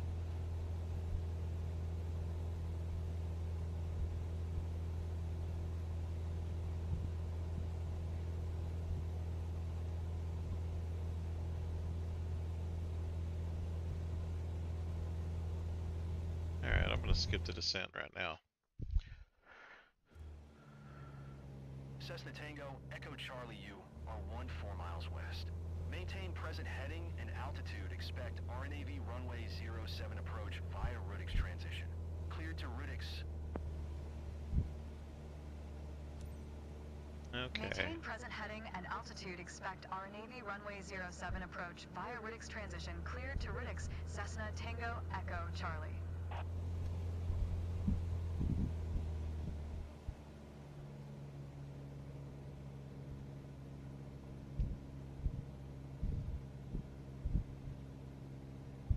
Oh wow, 500K in 2 missions? Holy carmoli. Dear passengers, as we start our descent to Uturowa, please fasten your seatbelt. Thank you.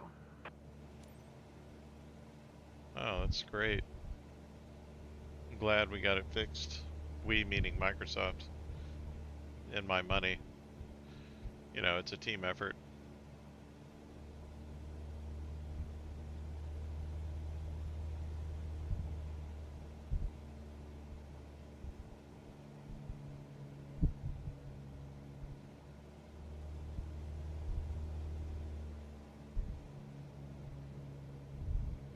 Cessna Give Tango, myself a little Echo Charlie, trim. you are 900 feet below your your assigned altitude. Climb and maintain 5,000 feet QNH 101 Are you serious right tree. now? Climb and maintain 5,000 foot Cessna Tango Echo Charlie.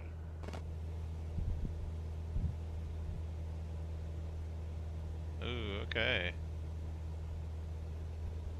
5,000 feet. Thanks for telling me I should stay at 5,000. I guess I wasn't paying attention, I bet.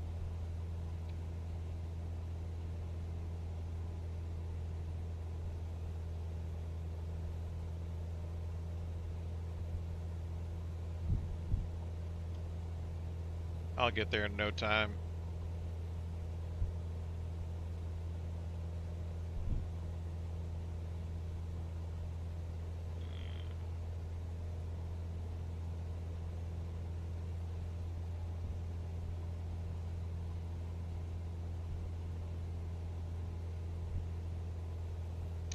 I thought I was supposed to start descent. But this isn't descent at all.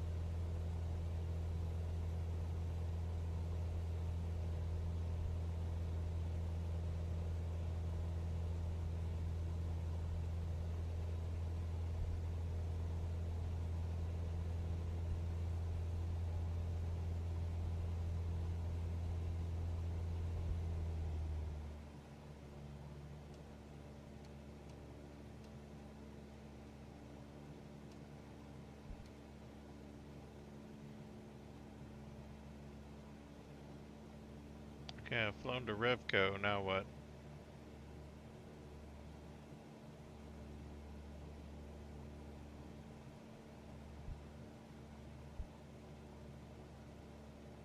Oh boy.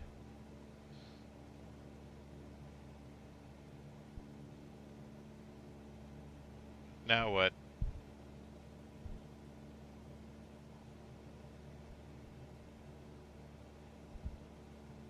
I am at 5,000 feet.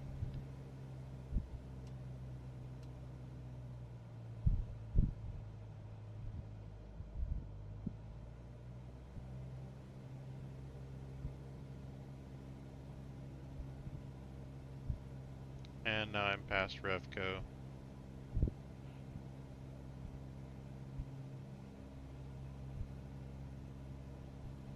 Any idea, Andy? Did you do this mission? Like, I'm following the blue here for some reason.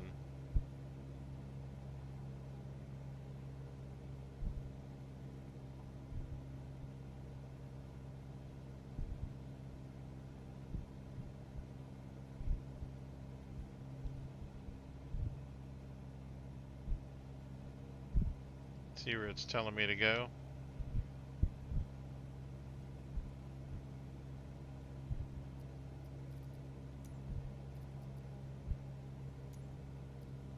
Tahiti Center Cessna Delta. Tree Tango Echo Charlie requesting vector to next waypoint.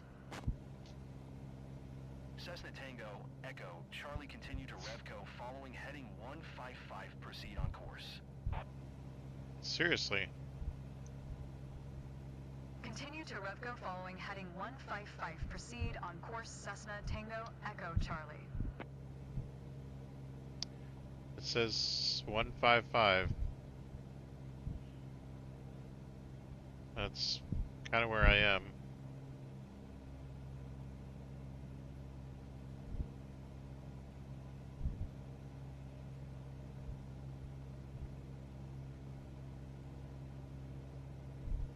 Like my flight plan is betraying me here. I don't know why this flight plan is what it is.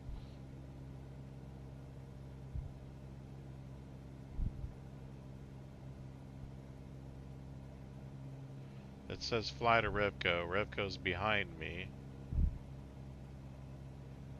When I ask for my next vector, it's telling me 155. But there's nothing in front of me on my flight plan to 155.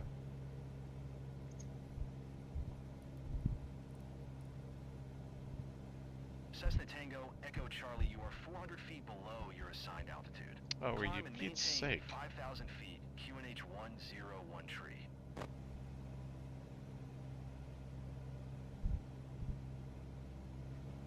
Climb and maintain 5,000-foot Cessna Tango Echo Charlie.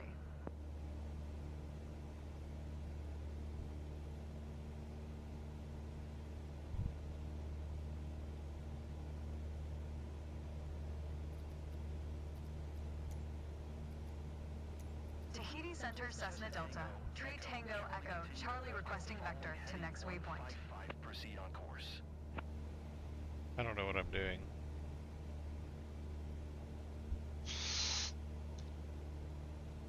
Continue to Revco following heading 155, resume, own navigation Cessna Tango Echo Charlie.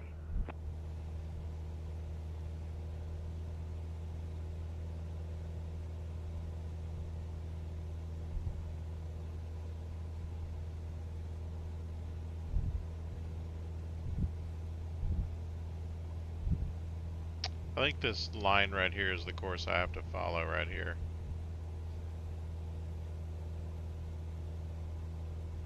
Okay.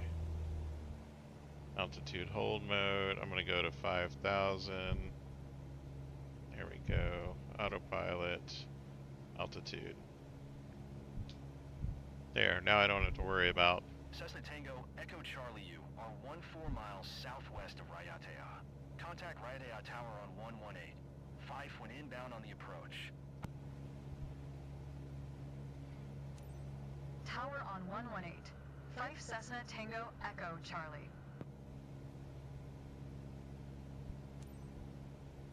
Raiatea Tower Cessna Delta, Tree Tango Echo Charlie 14 miles southwest inbound RNAV runway 07 approach. Yeah. Cessna Delta Tree Tango Echo Charlie Raiatea Tower. QNH 101 Tree cleared RNAV runway 07 approach.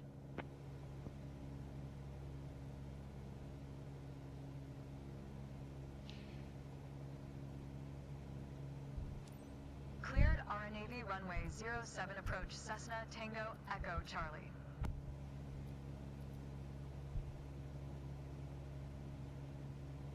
Yeah, I think I'm going the right way at this point. So the approach is, I'm going to open up my flight bag. It is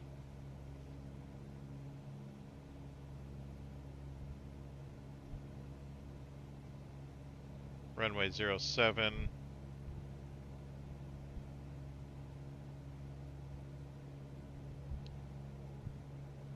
So if I turn around, I will not be on runway 07. So this is not runway 07. What is this?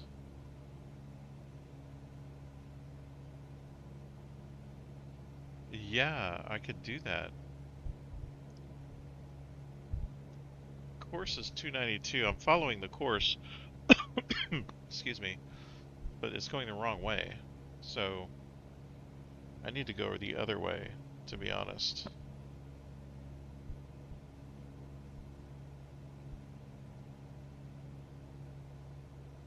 So I'm landing runway 07, which means I'm headed in the direction of the runway that I'm going to land on, or at least close to it.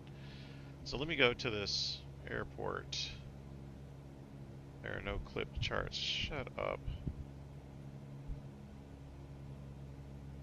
Seriously? No transponder, IFR, what is this? RNAV 7 via R2, destination airport. Utroa. So I think I need to turn around because my course is the other way.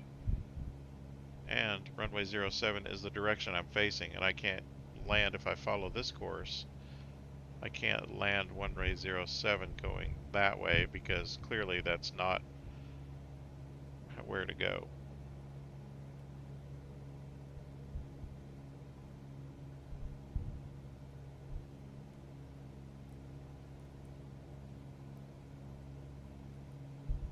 So that would be the other direction.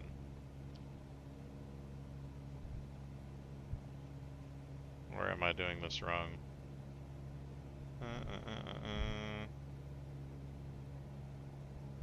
It would help if I had an actual flight bag. that would have charts of the airport that I'm working with.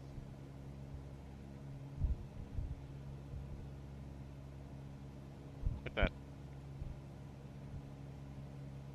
There it goes. I can do it this way at least. Runway 07 is over here. I need to come in this direction. I'm going around at runway 25. Oops, I actually didn't mean to do that. There we go. So I need to turn around is what I need to do. Okay. So let's do...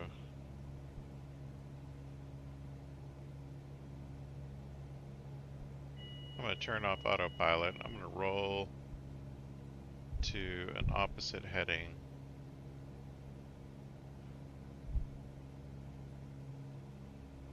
You know, you folks, I hope you enjoyed the flight scene of this wonderful... See, there's the airport, there's my approach. Thank goodness I'm still at 5,000 feet, or this guy is gonna be yelling at me. I'm afraid of him.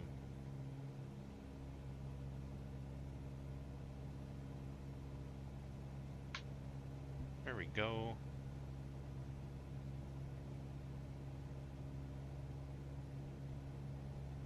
I'm just gonna follow this.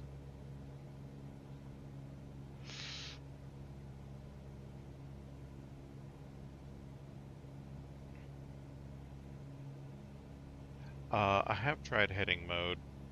Do you have a Bravo, Andy?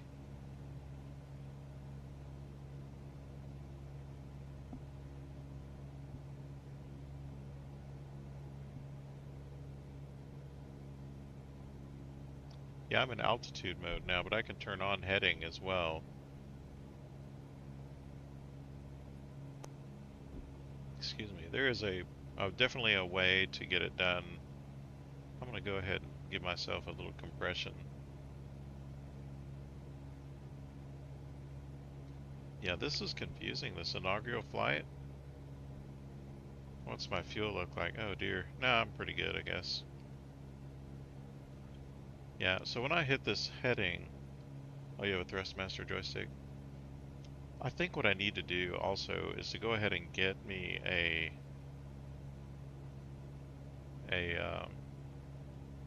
like a controls camera, so y'all can see me laugh at myself trying to work with the controls, the Bravo and Alpha controls.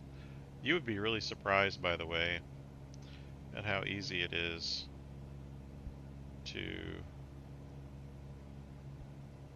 mess up. Let me bring up my flight bag so I'll know what my time speed is. 1, 2, 3. See, that's way too fast. 6, 7, 8. Okay, that's about right. So I'm off my heading. I'm gonna turn off my autopilot. Try to maintain my speed here. Okay, so I'm in altitude hold mode, and I don't know what roll is. It's probably Roland from the Dark Tower laughing at me. Ooh, I am going the wrong way.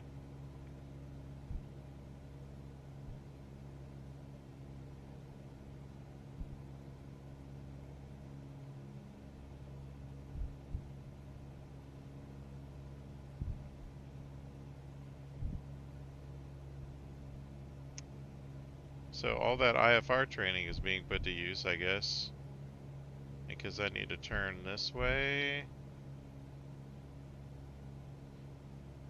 and go that way.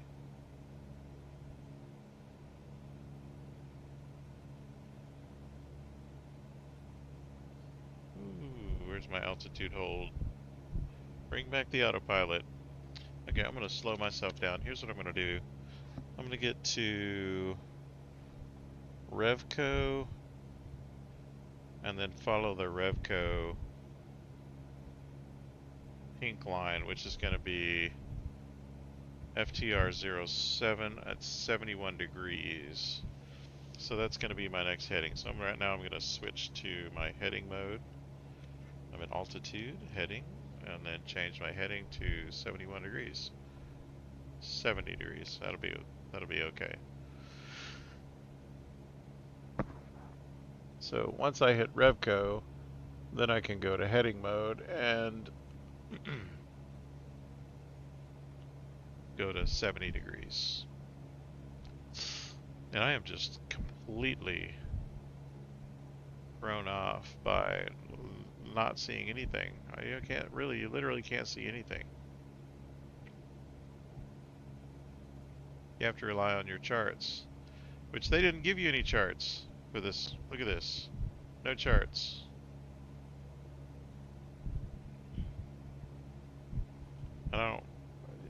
I don't know how to get charts.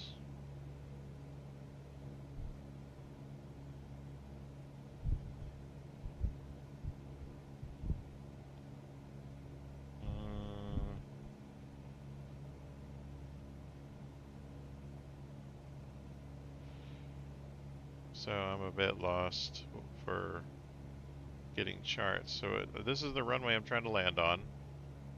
So I'll be doing that. Let's see what my seconds look like. 5, it's not fast enough. 7, 8, 9, okay. Yeah, right. Right, Andy.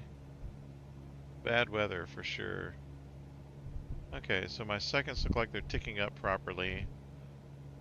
And this is not on my chart, so I'm just gonna fly to Revco. So the opposite of 273 is 161. 161 to Revco. So what's the opposite of 161? Quick, somebody do math. Because I need to turn to that heading. 330, 340?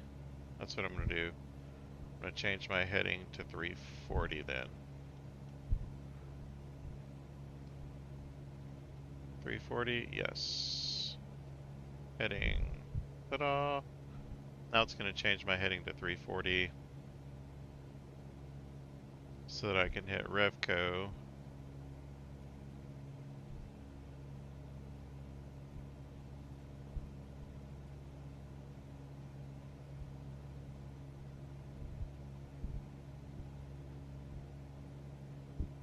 And then once I hit Revco, I'll get my next heading, which is going to be on my course. Actually, I can do, instead of heading, I can do nav.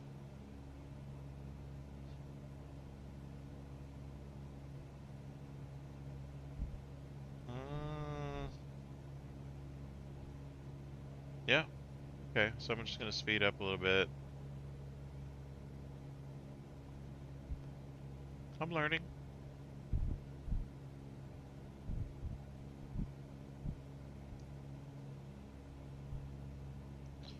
I'm going to slow down to normal speed now.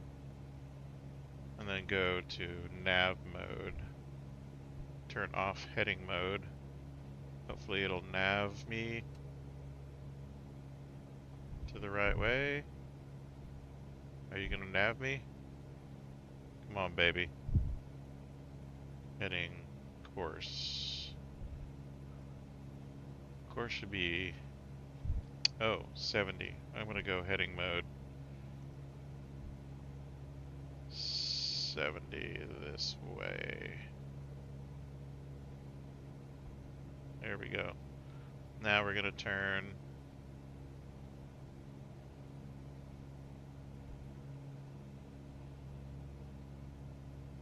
I'm going to do that. Just one more tick this way to correct a little bit. Aha. Oh, there's my course right there. Look at that.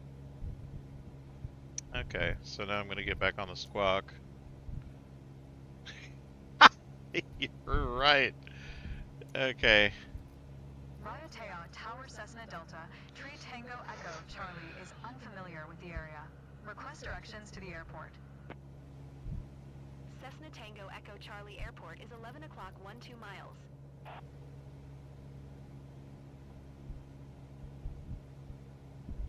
Thanks. So my altitude, apparently, according to my course, should stay here. So how do I know when I need to start descending? Like, what prompt is it going to give me? Because if it were up to me, I would be descending now.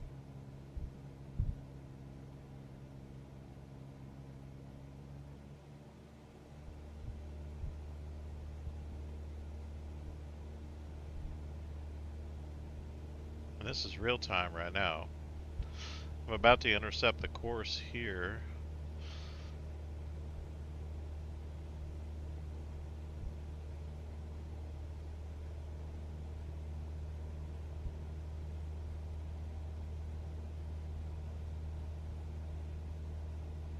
And this is supposed to be the descent leg of my course. So, what gives?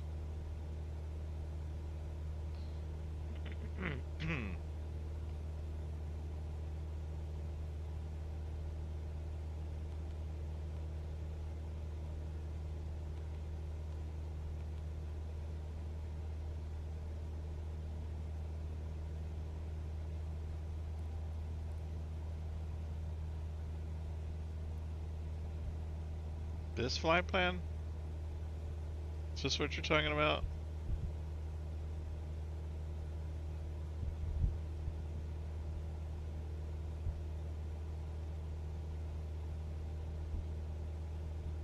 I don't have an approach programmed in.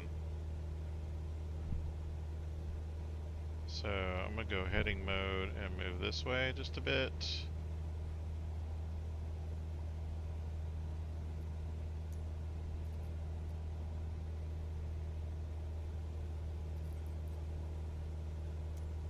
Oh, this thing?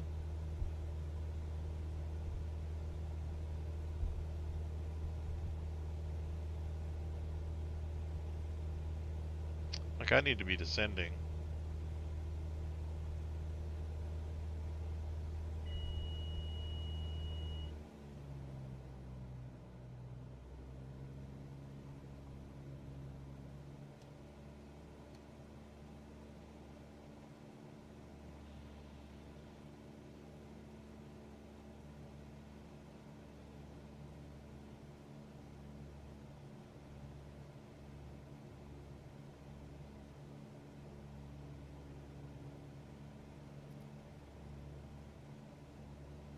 I'm just gonna look at the airport from here. Yeah, see, I need to be descending.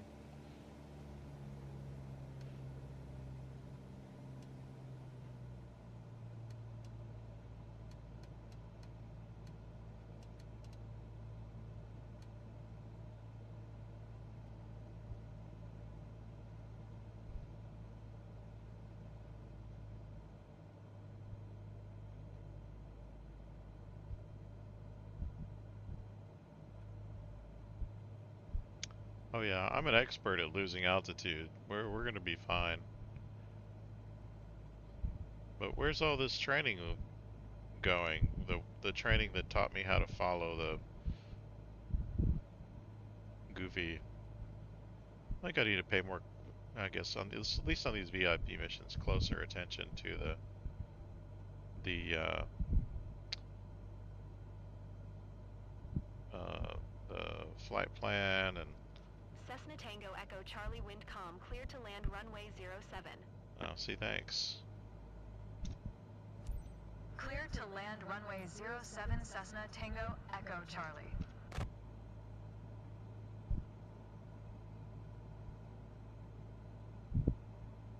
I need to gain some flaps. There's all this crap in my way too. I want to get rid of this. I wish I could click it, get rid of it. Go away.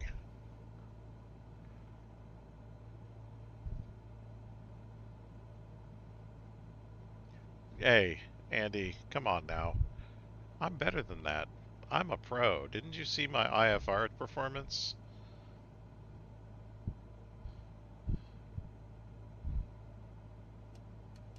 If that doesn't tell you something, I don't know what does. Good gracious. Where did I find this peanut gallery?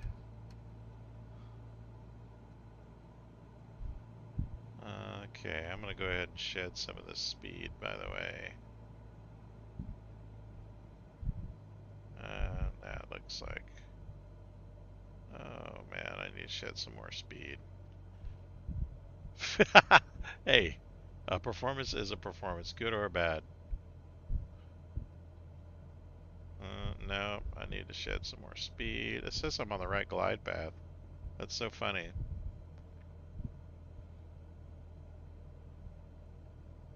Laps, increase my drag.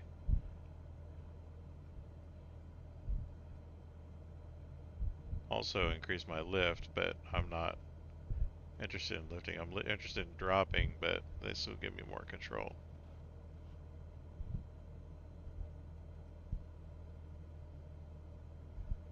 I'm gaining speed. I want to shed some of this speed, actually.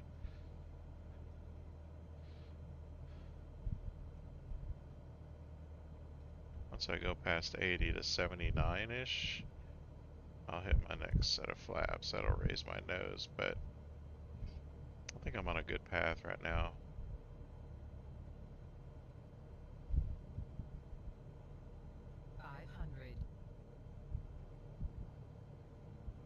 This seems like a shorter-ish runway, but I can't be sure.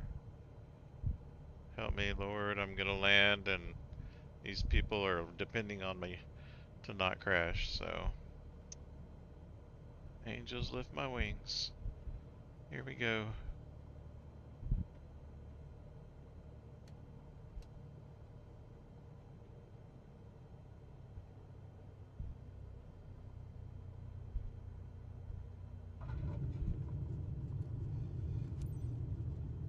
Cessna Tango Echo Charlie, did you hear my last transmission? Are you serious? Cessna Tango Echo Charlie, exit runway when able. It's gonna ding me. Okay. Stop at hold short. Where is hold short? That way. I'm gonna have to turn around, aren't I? It's a bug pit. Yeah, it is.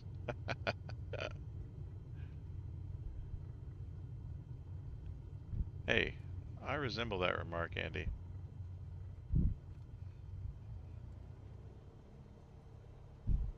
Cessna Tango Echo Charlie, exit runway when able. Oh, now we got the needy girlfriend talking to me again. See how it puts the hold short behind me?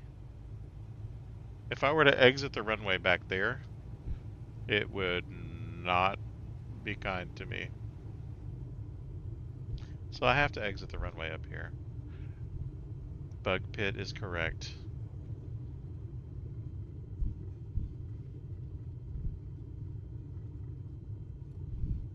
Cessna Tango Echo Charlie, exit runway when able.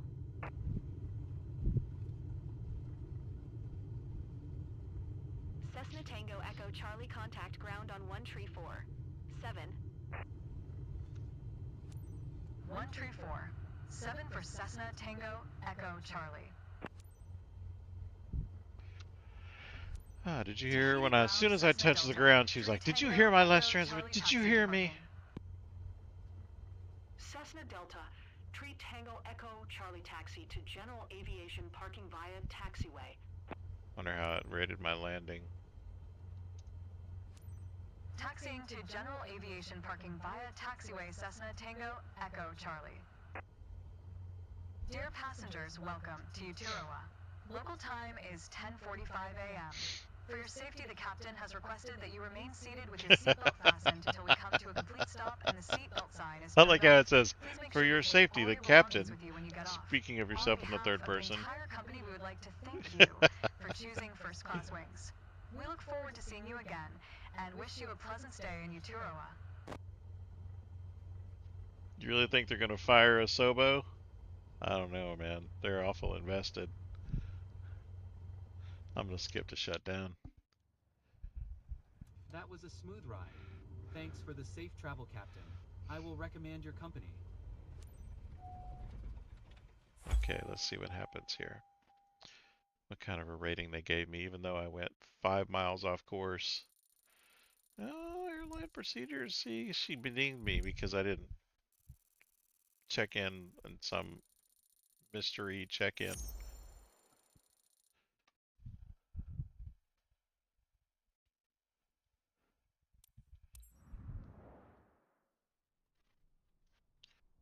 Yep. Oh, I get a whole 1650 credits. That's amazing. I lost some reputation there. Let's see. Oh, got to 39 though. It's not bad. Okay, so back to the company. If I create this company, I can actually do it here. VIP charter service. Look at that. Okay, so let's do it. 25,000 credits.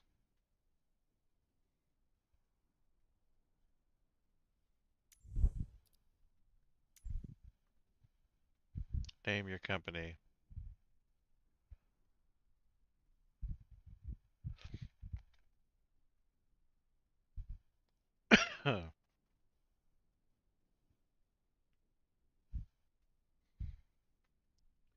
Okay, guys, what should we do about naming the company? Anybody have any ideas?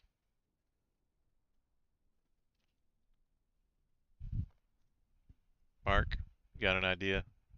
Should we name it Asobo, this next company?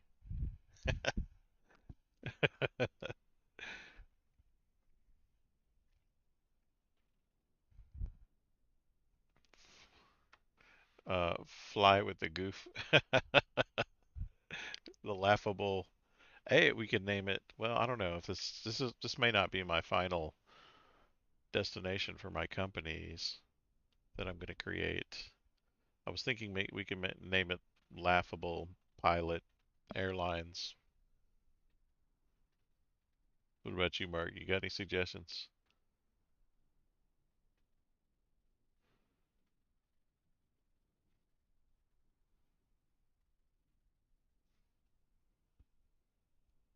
You could name it after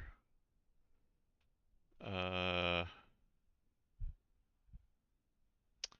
is there a bird that does something like I don't know, kind of there is a don't the cowbirds are right on the back of a cow, right? Picking up the bugs and ticks and stuff. Uh, or we could call it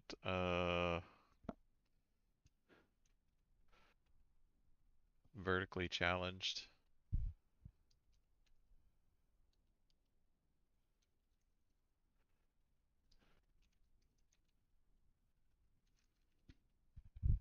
Goofball Goofball Airlines. I kind of like that. See, I can't even spell it right. Jeff.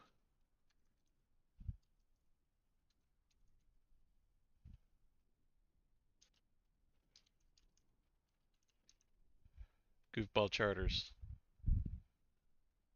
Anybody? Terrible with names. I don't even think so either. Yeah, but I like Goofball Charters because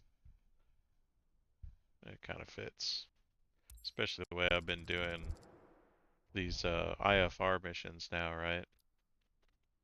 Okay, so I got that. I have a company, but I don't have an aircraft. This let me create one. Good, thanks, Andy. This let me create a like I didn't have to buy an air. I mean, I still don't have to buy an airplane. Let's see what we can do for the market here. What it looks like. Do I even want to do that right now? This one says it's good. This one says it needs maintenance. If I buy this, I'll only have about, what is that? 37,000 credits to do maintenance with. That's not a lot. These are sexy, man. I'll tell you what.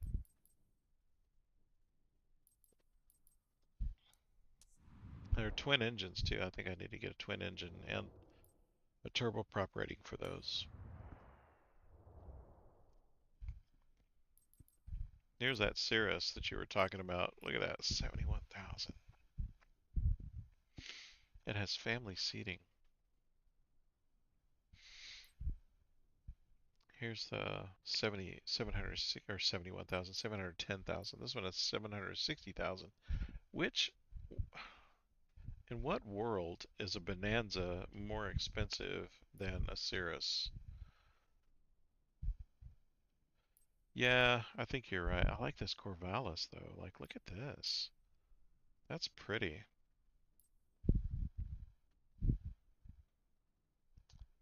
Like 700,000 though. I think that's worth it.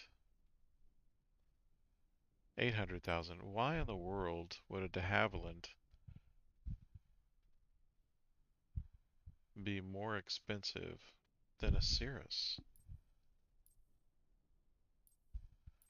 Do you think the Cirrus makes more money because it's sexier, or what? What do you think, Andy? So here's what, while you answer that question, here's what I do. Yeah, it is. It's beautiful. I love the Corvallis, but I don't have enough cash for that. I could start a used airplane, the Skyhawk, right? Do do maintenance on it. Oh my gosh. Oh my gosh, look at this. The engine, oh, tell me it's not gonna die on me. Oh, okay. It's not critical, so I think we're okay still. While we make money to maintain it, see what the hydraulics look like. Ooh, what's the oh, that's not too bad for the brake actuator. Let's see. Landing gear. This is a Vital 978. That's not too bad. Brakes is the bigger one. Look at that. Ook. Okay, well let's go ahead and get it because I think we can handle some of this key maintenance. Oh, that's actually kind of a cool color scheme. I don't mind that at all.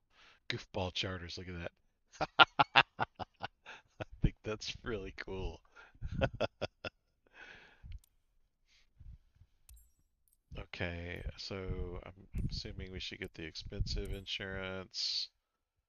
And then this is unlocking island missions. Yes, Andy, that's what I'm gonna do because I'm assuming these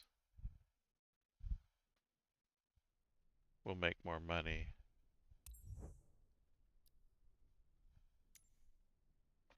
Actually, I don't think I want to do it here. I want to make sure I get to a place I can do a lot of missions.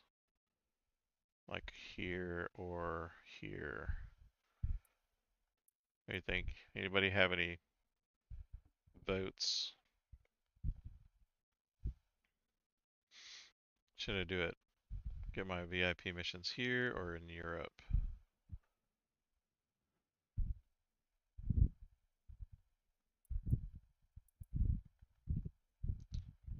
Go to the Eastern Bloc. Like I already have an airplane here. Why is this grayed out? Does anybody know?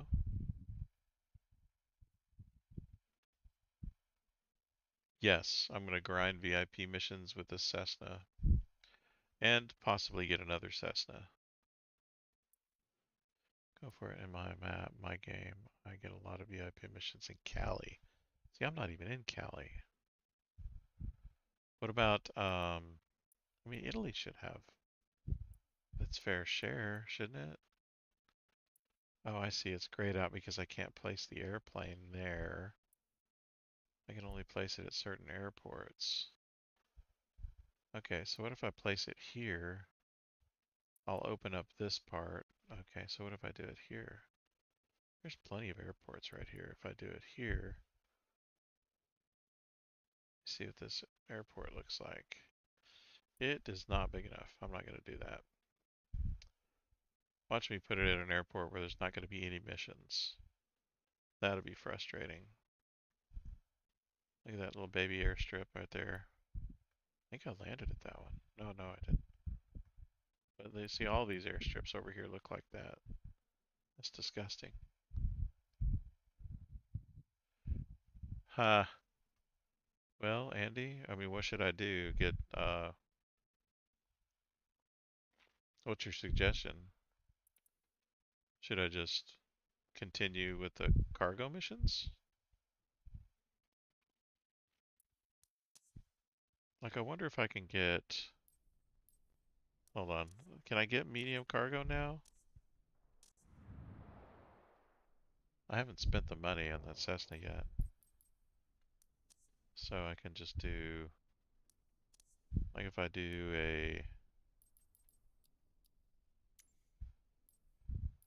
what's the medium cargo mission? I think you have to have turboprop. I mean, I could get the turboprop right now, why not? Uh, medium, and yeah, it's going to require turboprop. That'll also open up, uh, not this one. Yep, it'll open up medevac. I think it'll open up the ability to get this once I hit level 5 and the private charter missions. That's jet airline. Cargo transport heavy requires jet airline. So yeah, it'll open up medevac and medium cargo transport, which actually medium cargo transport is pretty lucrative. So maybe I should just go ahead and get that certification. What do you think? I've got the cash to do it right now.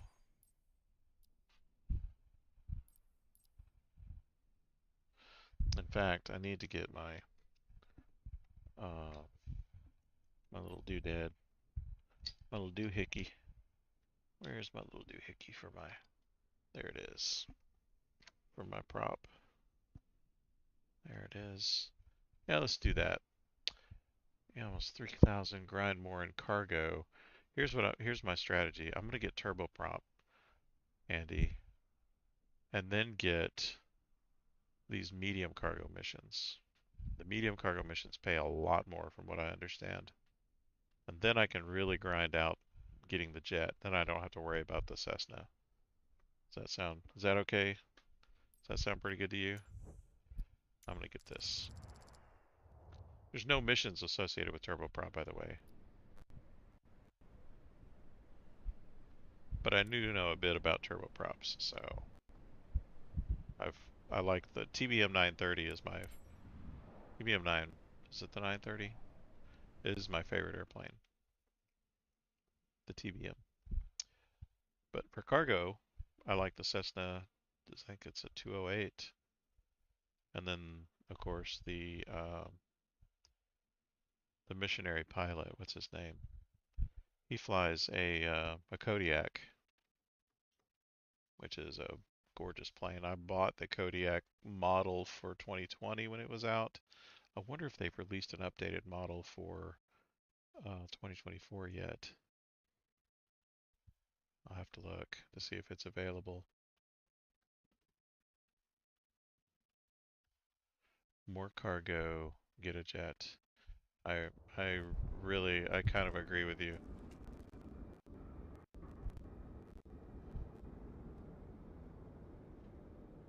Gracious, I don't know what happened right there, but I'm gonna skip to taxi.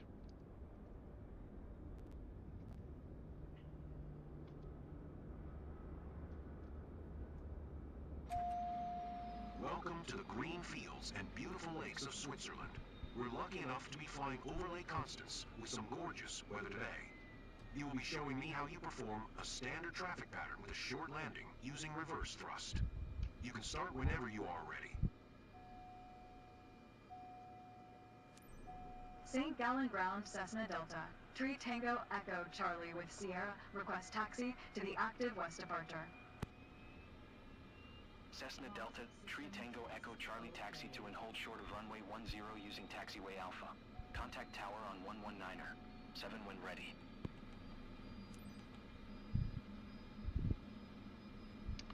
Okay, so I think the key on this is to make sure your oil temperature's up Your oil PSI stays in the green. Yeah, 300K per mission I think will get me right over to what I need to do. As an employee though, what does it pay? I don't have a caravan yet. Did you hear my last transmission? Yes. Why are you so annoying? Taxi to and hold short runway 10 using taxiway Alpha Cessna Tango Echo Charlie.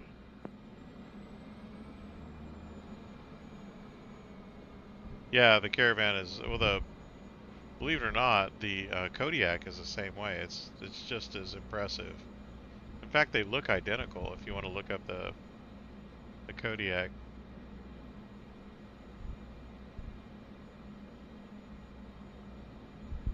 Yeah. I kind of figured. Okay, I want to release my brake. Whoa, this thing wants to take off.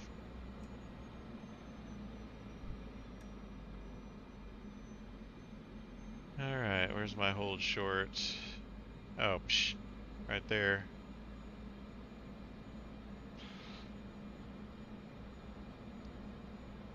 I haven't flown a caravan in forever.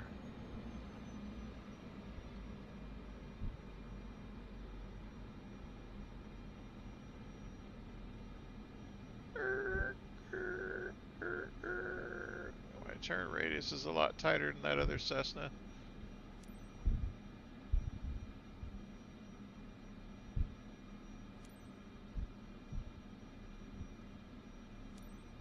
St. Gallen Tower Cessna Delta. 3 Tango Echo Charlie ready at runway 10 Somebody look west up departure. the correct speeds for this Cessna plane. Delta. 3 Tango Echo Landing Charlie speed, QNH-101 tree departure takeoff to the west speed, approved. cruise Clear for speed. takeoff, runway 10. Because I don't know what it Clear for is. takeoff runway 10 Cessna Tango Echo Charlie. Ideal climbing speed. Okay, I'm probably going to make a fool out of myself here.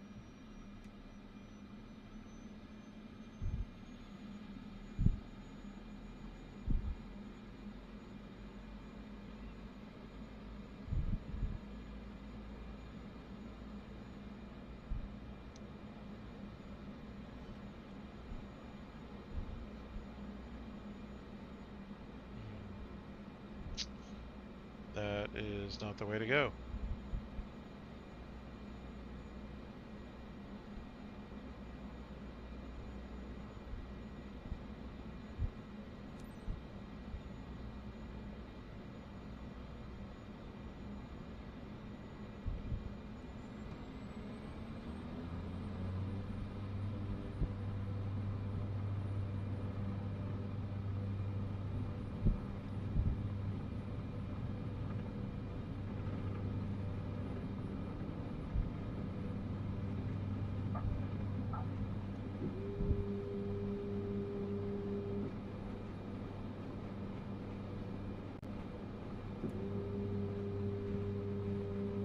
Oh, I love turboprops. My gosh, I love Cessna Tango turboprops. Echo Charlie continue for west departure. Look at my vertical speed. It's like off the St. charts. Gallen Tower Cessna Delta. 3 Tango Echo Charlie continue for west departure.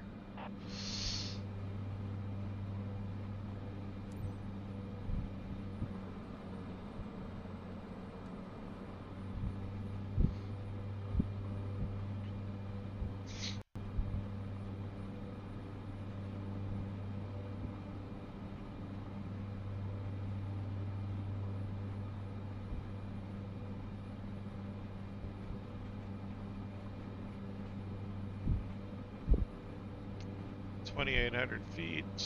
Not hard to get to.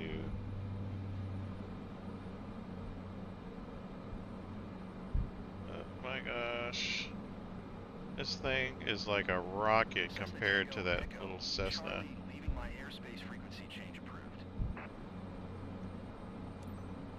St. Gallen Tower Cessna Delta. 3 Tango Echo Charlie frequency change. Remember that you will have to perform a simulated short field landing as instructed in the aircraft's handbook. The most important part being the use of the reverse thrust, of course.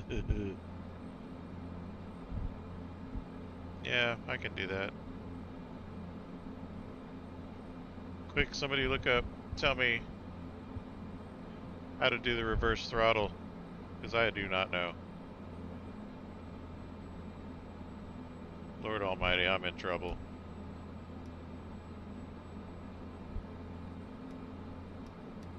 What's stall speed on this thing?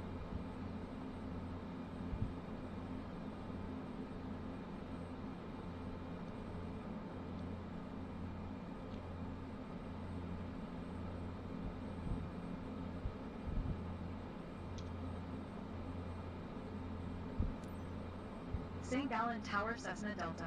3 Tango Echo Charlie is 2 miles north, 3,000 feet with Sierra to land. Keep minded. Yeah, well, it's too late for that now, isn't it? Echo, Charlie St. Gallen Tower.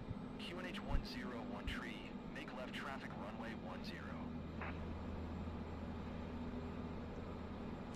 I guess I could pause Fly it. left downwind runway 10 Cessna Tango Echo Charlie.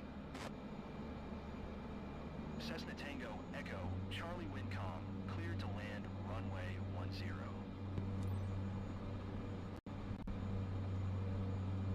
Cleared to land runway 10 Cessna Tango Echo Charlie.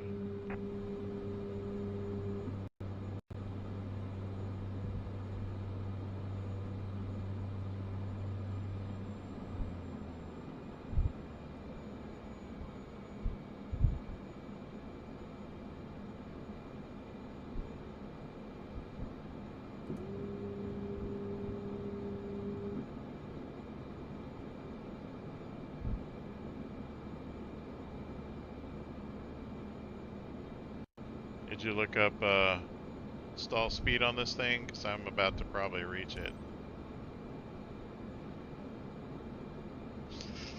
My final, how close is my final? Oh dear.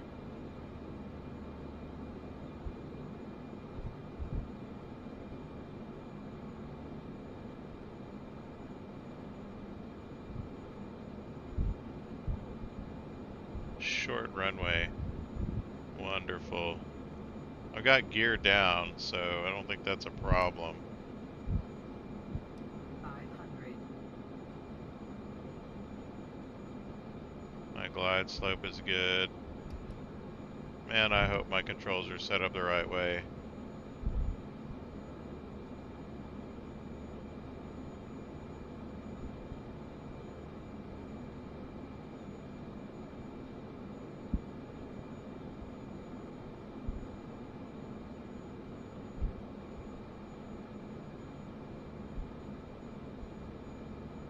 Because if not, I'm not going to pass this.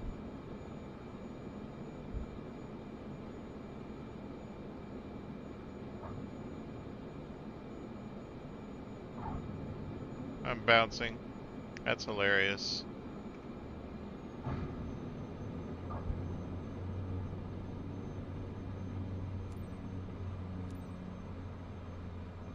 Cessna Tango Echo, Lord Charlie help me. next taxiway. Oh my gosh, did you see that?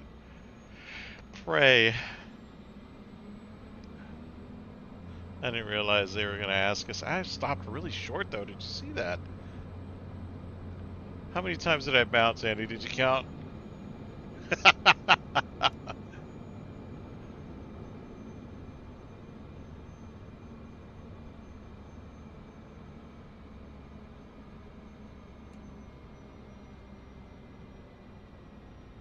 Cessna Tango Echo, Charlie exit runway. Guy's 18. like a annoying girlfriend.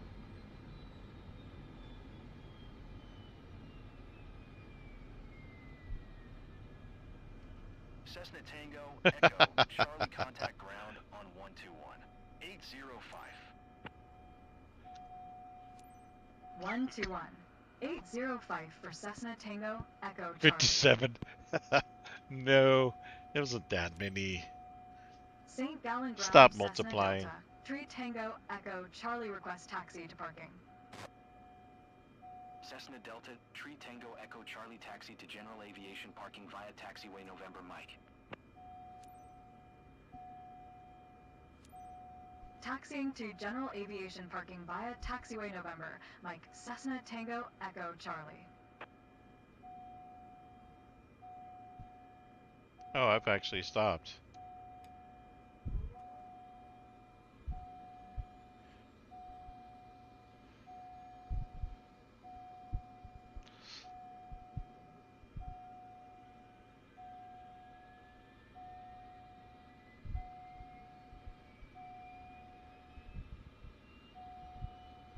That's what all that incessant alarming is.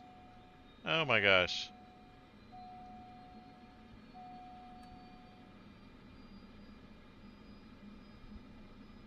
I'm gonna have to skip the shutdown here in a minute.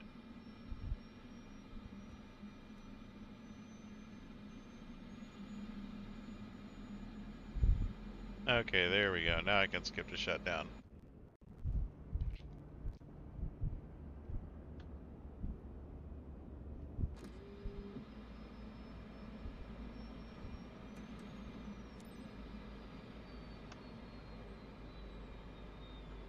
There we go.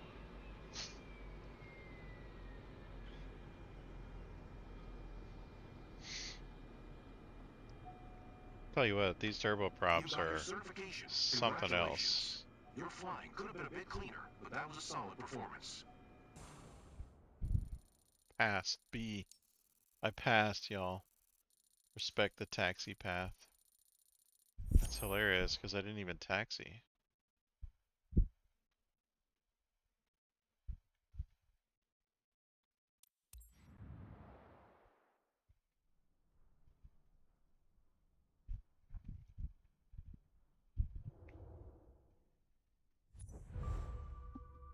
Sweet. Now I can fly any of these. The tractor too? Hey. The Draco. The Pilatus. Shut the front door. It is rigged. Like they, I don't think Mark was very far off, because honestly, this is like I can get my multi-engine rating too at this point. It just tells you to start up both engines, really, and fly around with them. Jet engine. Yeah, at this point, can't I get my jet engine now?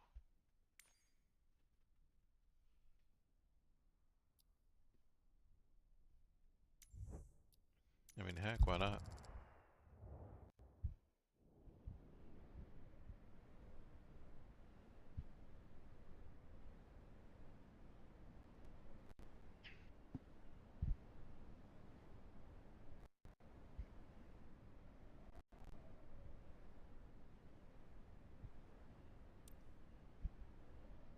Takeoff and landing.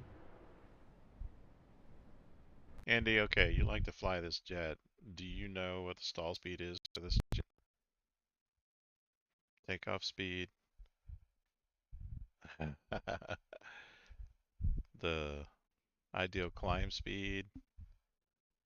Any of those?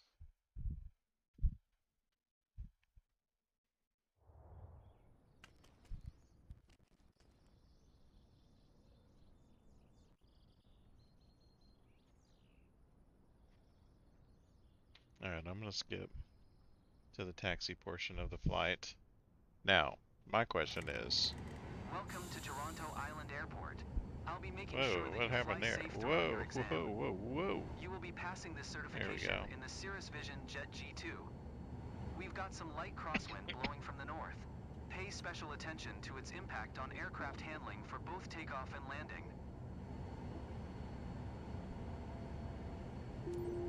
Ground Delta, Tree Tango Echo Charlie request taxi for takeoff straight out departure.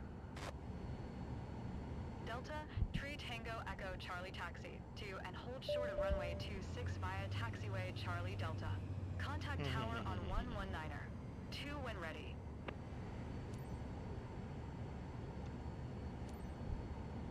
Taxi to and hold short runway 26 via taxiway Charlie Delta Tango. Oh, look at Echo that. There's Charlie. all of the fuses over here on this one.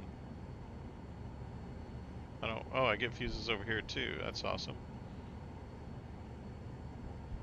Okay.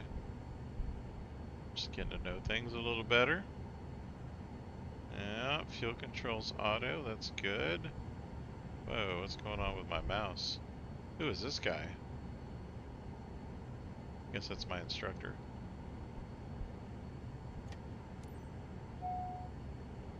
I'm gonna skip to takeoff there. Alright, request takeoff. City Tower Delta, Tree Tango Echo Charlie ready for straight out departure at runway 26. Delta, Tree Tango Echo Charlie altimeter 29er. 9er 2 departing straight out approved. Cleared for takeoff runway 26.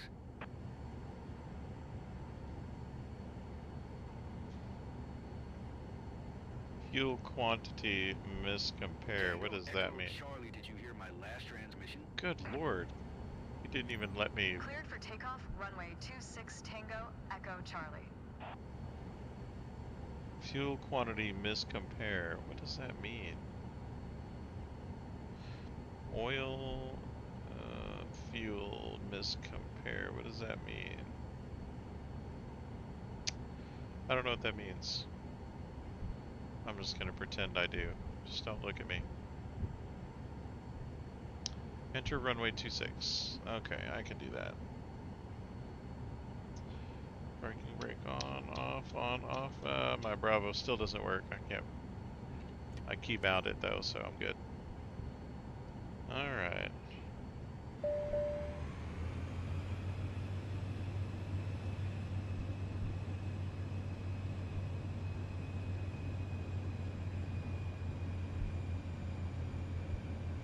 Oh wow, I can't use my hat switch. I'm gonna have to reprogram some bindings for sure.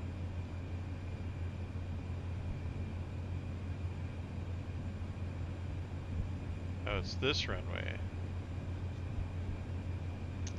Interesting. I was about to take off over that way. Here we go, folks.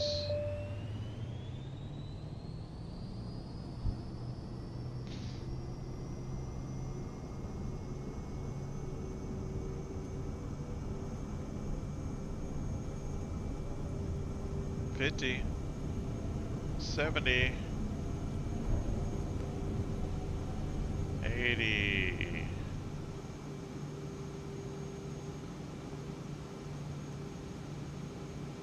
Laps.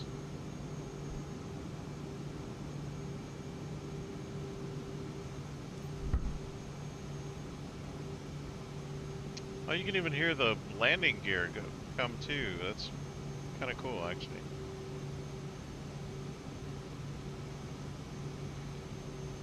$1,700 feet. That's I'm gonna get there in no time. Tango Echo Charlie leaving my airspace frequency change approved.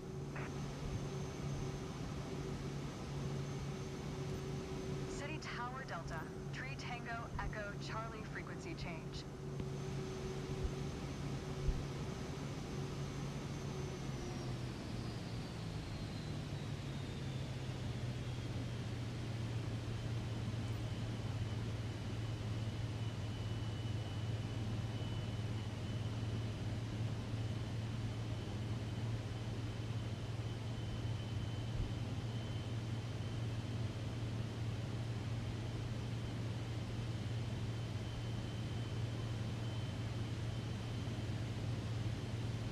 Yeah, I can see why you like this. It is sexy.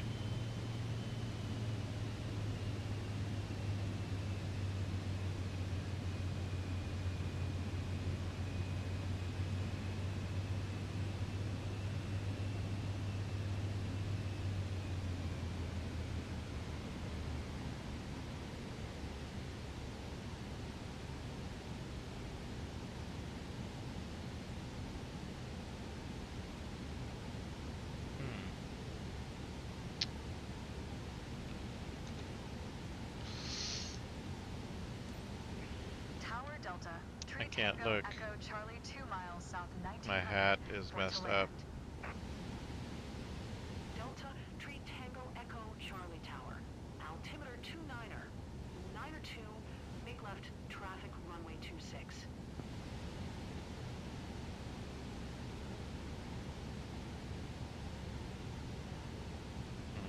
interesting. Enter left traffic runway 26 Tango Echo Charlie. Tango Echo Charlie, wind 019er at 1 tree. Cleared to land runway 26. Cleared to land runway 26 Tango Echo Charlie.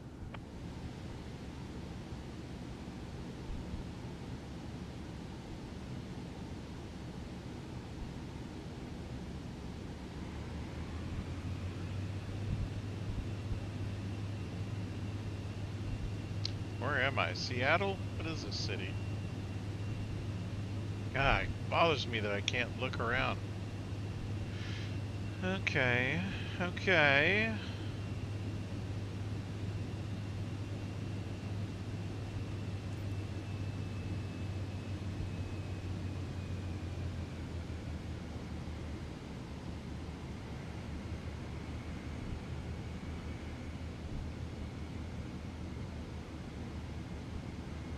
Yeah, I got flaps.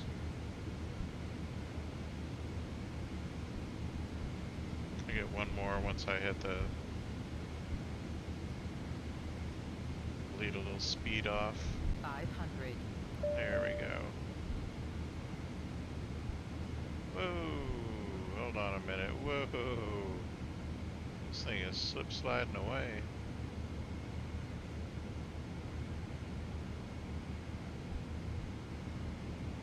I'm in idle right now.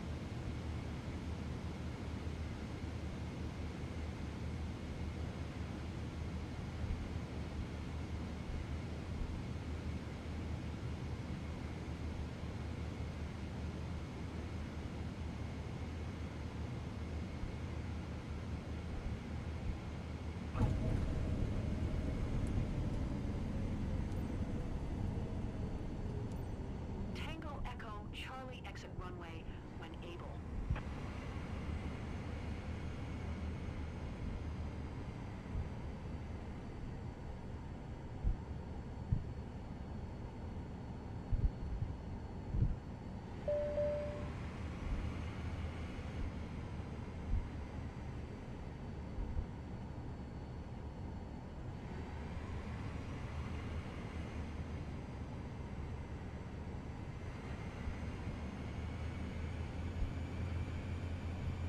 Tango Echo Charlie exit runway when able. Tango Echo Charlie contact, ground on 1217. Alright. 121. Hey, 7 for thanks. Tango Echo Charlie. Yeah, I just guessed it. Landing speed and all that. I figured 95, somewhere around there would be ideal landing speed. Ground Delta. Tree Tango Echo Charlie taxi to parking. Delta. Tree Tango Echo Charlie taxi to general aviation parking using taxiway.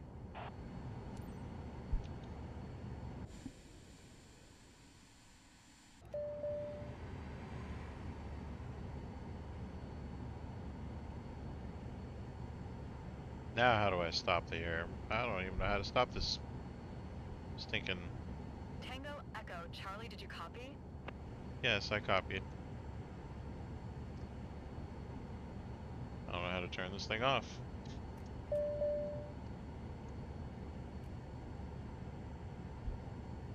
How do you turn a jet off?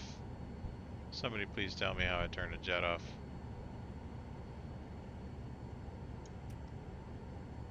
Where's the power button on this thing? My gosh.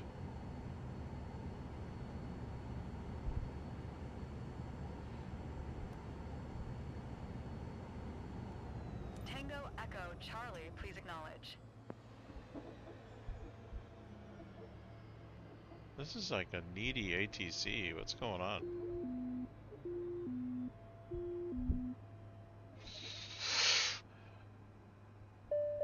What's that, Opie?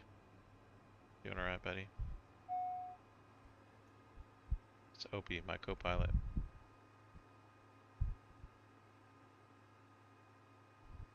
I would have done a few things differently, but that was some really good flying. Past V.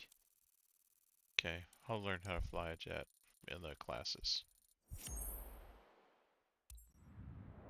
Missed ATC transmission. Yeah, dinged me. Okay, now I can do jet engine stuff. Now I can fly my jets. We have 200K now after all this certification stuff. I think multi-engine is interesting. Night currency to carry passengers. Okay. So I think tomorrow I'm gonna call it a night tonight. So I think tomorrow what I'll do is I'll come back and I'll just fly these two, get these two endorsements and this one. So all three of these. So I've got all the endorsements I can possibly get. And then I'll come back in here. My specializations are unlocked. That's kind of cool. So now I can do medevac on turboprop planes. That Pilatus is sexy for real. So is this one. Search and rescue. I need to land 3 more times for search and rescue. I think I can do that. Aerial firefighting. I need to scoop. I need to perform landings on soft runways. Okay. VIP charter service. So I need to get to level 45 now. Okay, so just 6 more levels, but still. Oh yeah, thanks Andy. I do need to score private charter missions with B or above, which means while I'm doing this, I can probably get this. But I wonder if any of those charter missions are going to be bush missions.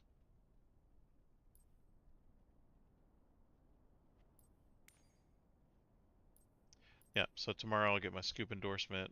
I'll get those 3 endorsements. I'll get my scoop. I'll get my, what's that other one I wanted to get? Night. The night rating, so I can carry passengers at night. And then get my twin engine or multi-engine rating. That Viking Air CL 415 is really cool, but I like the Grumman. It's pretty awesome too. That Grumman Goose. Don't know if it's going to be available in the aerial firefighting though. Anyway, yeah, that's what we're going to do. And it looks like I made a little money yesterday leaving it idle, so I'm going to do that again today. Oh, look at the missions. It's got some great new missions.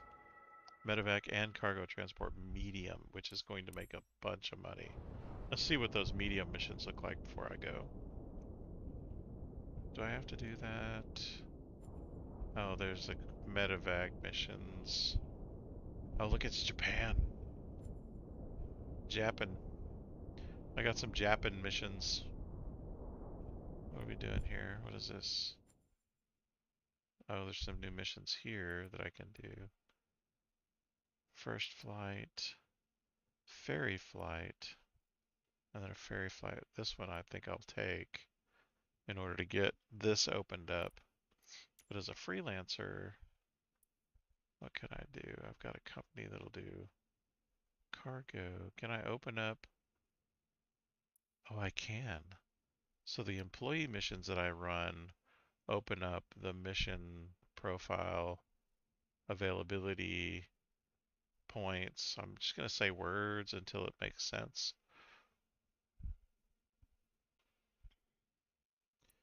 So as an employee, I can open up, using these missions, I can open up different places of the map by running missions.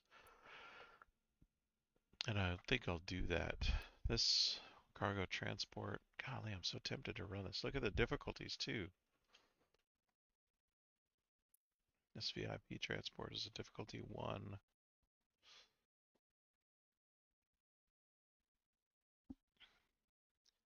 What specialization prerequisite am I missing? I wonder. How much is this gonna make me?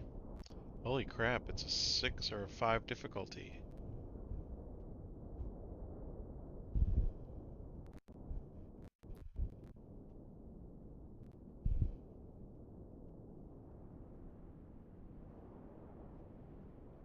Medical flight for a surfer?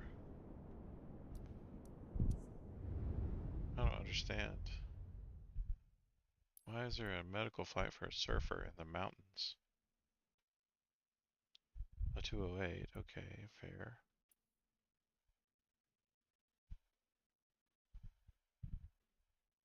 Why is the difficulty 5? That's, God, if you're gonna tempt me with something, that's what to tempt me with. Difficult missions. Okay, I am tempted, but it is late for me, so I need to get going. But yeah, tomorrow we got some stuff to do, so we're gonna do this. This one? Oh, you did this one already? The medevac?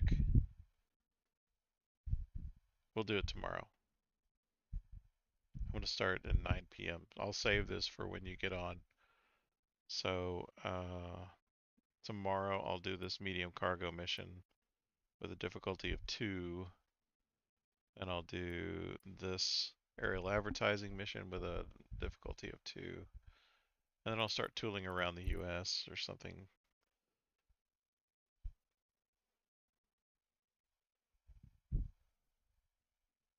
The runway is crazy. Okay, so it must be really short.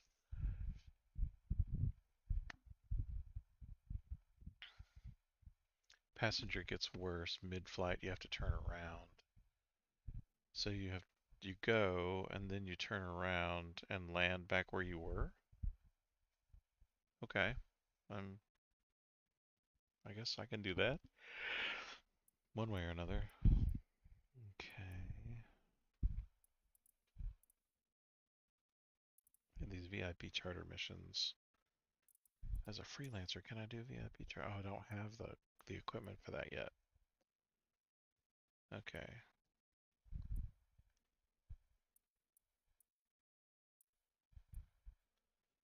So I can get this one and start going this way.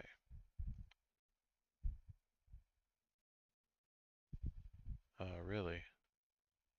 5 stars because of the landing.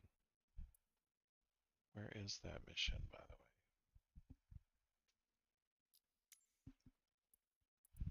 way? Here, let me see what that airport looks like. Is it this one?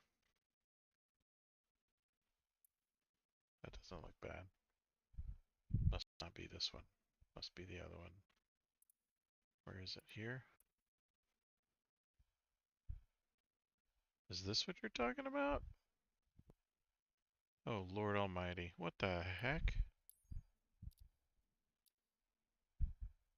What the world?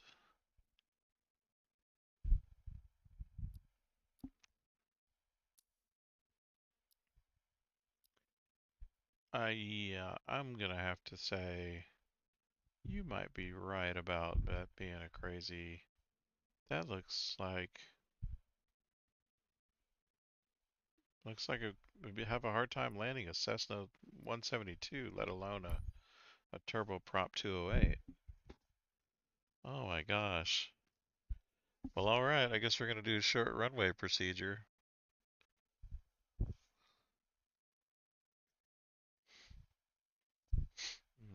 I've heard of worse, I guess.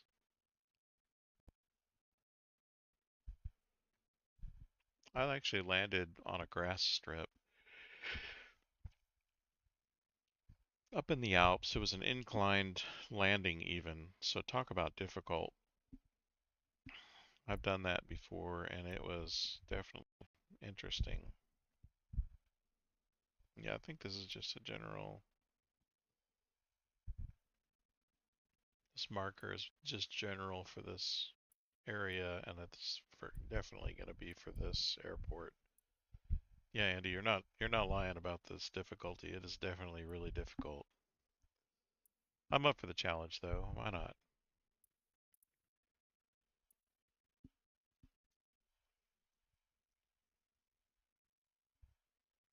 Okay, cool. Yeah, we'll do that. We'll grind a few more missions. Maybe get some of these. I don't know. There's some requirements that I need to meet, so I'll get some of these too.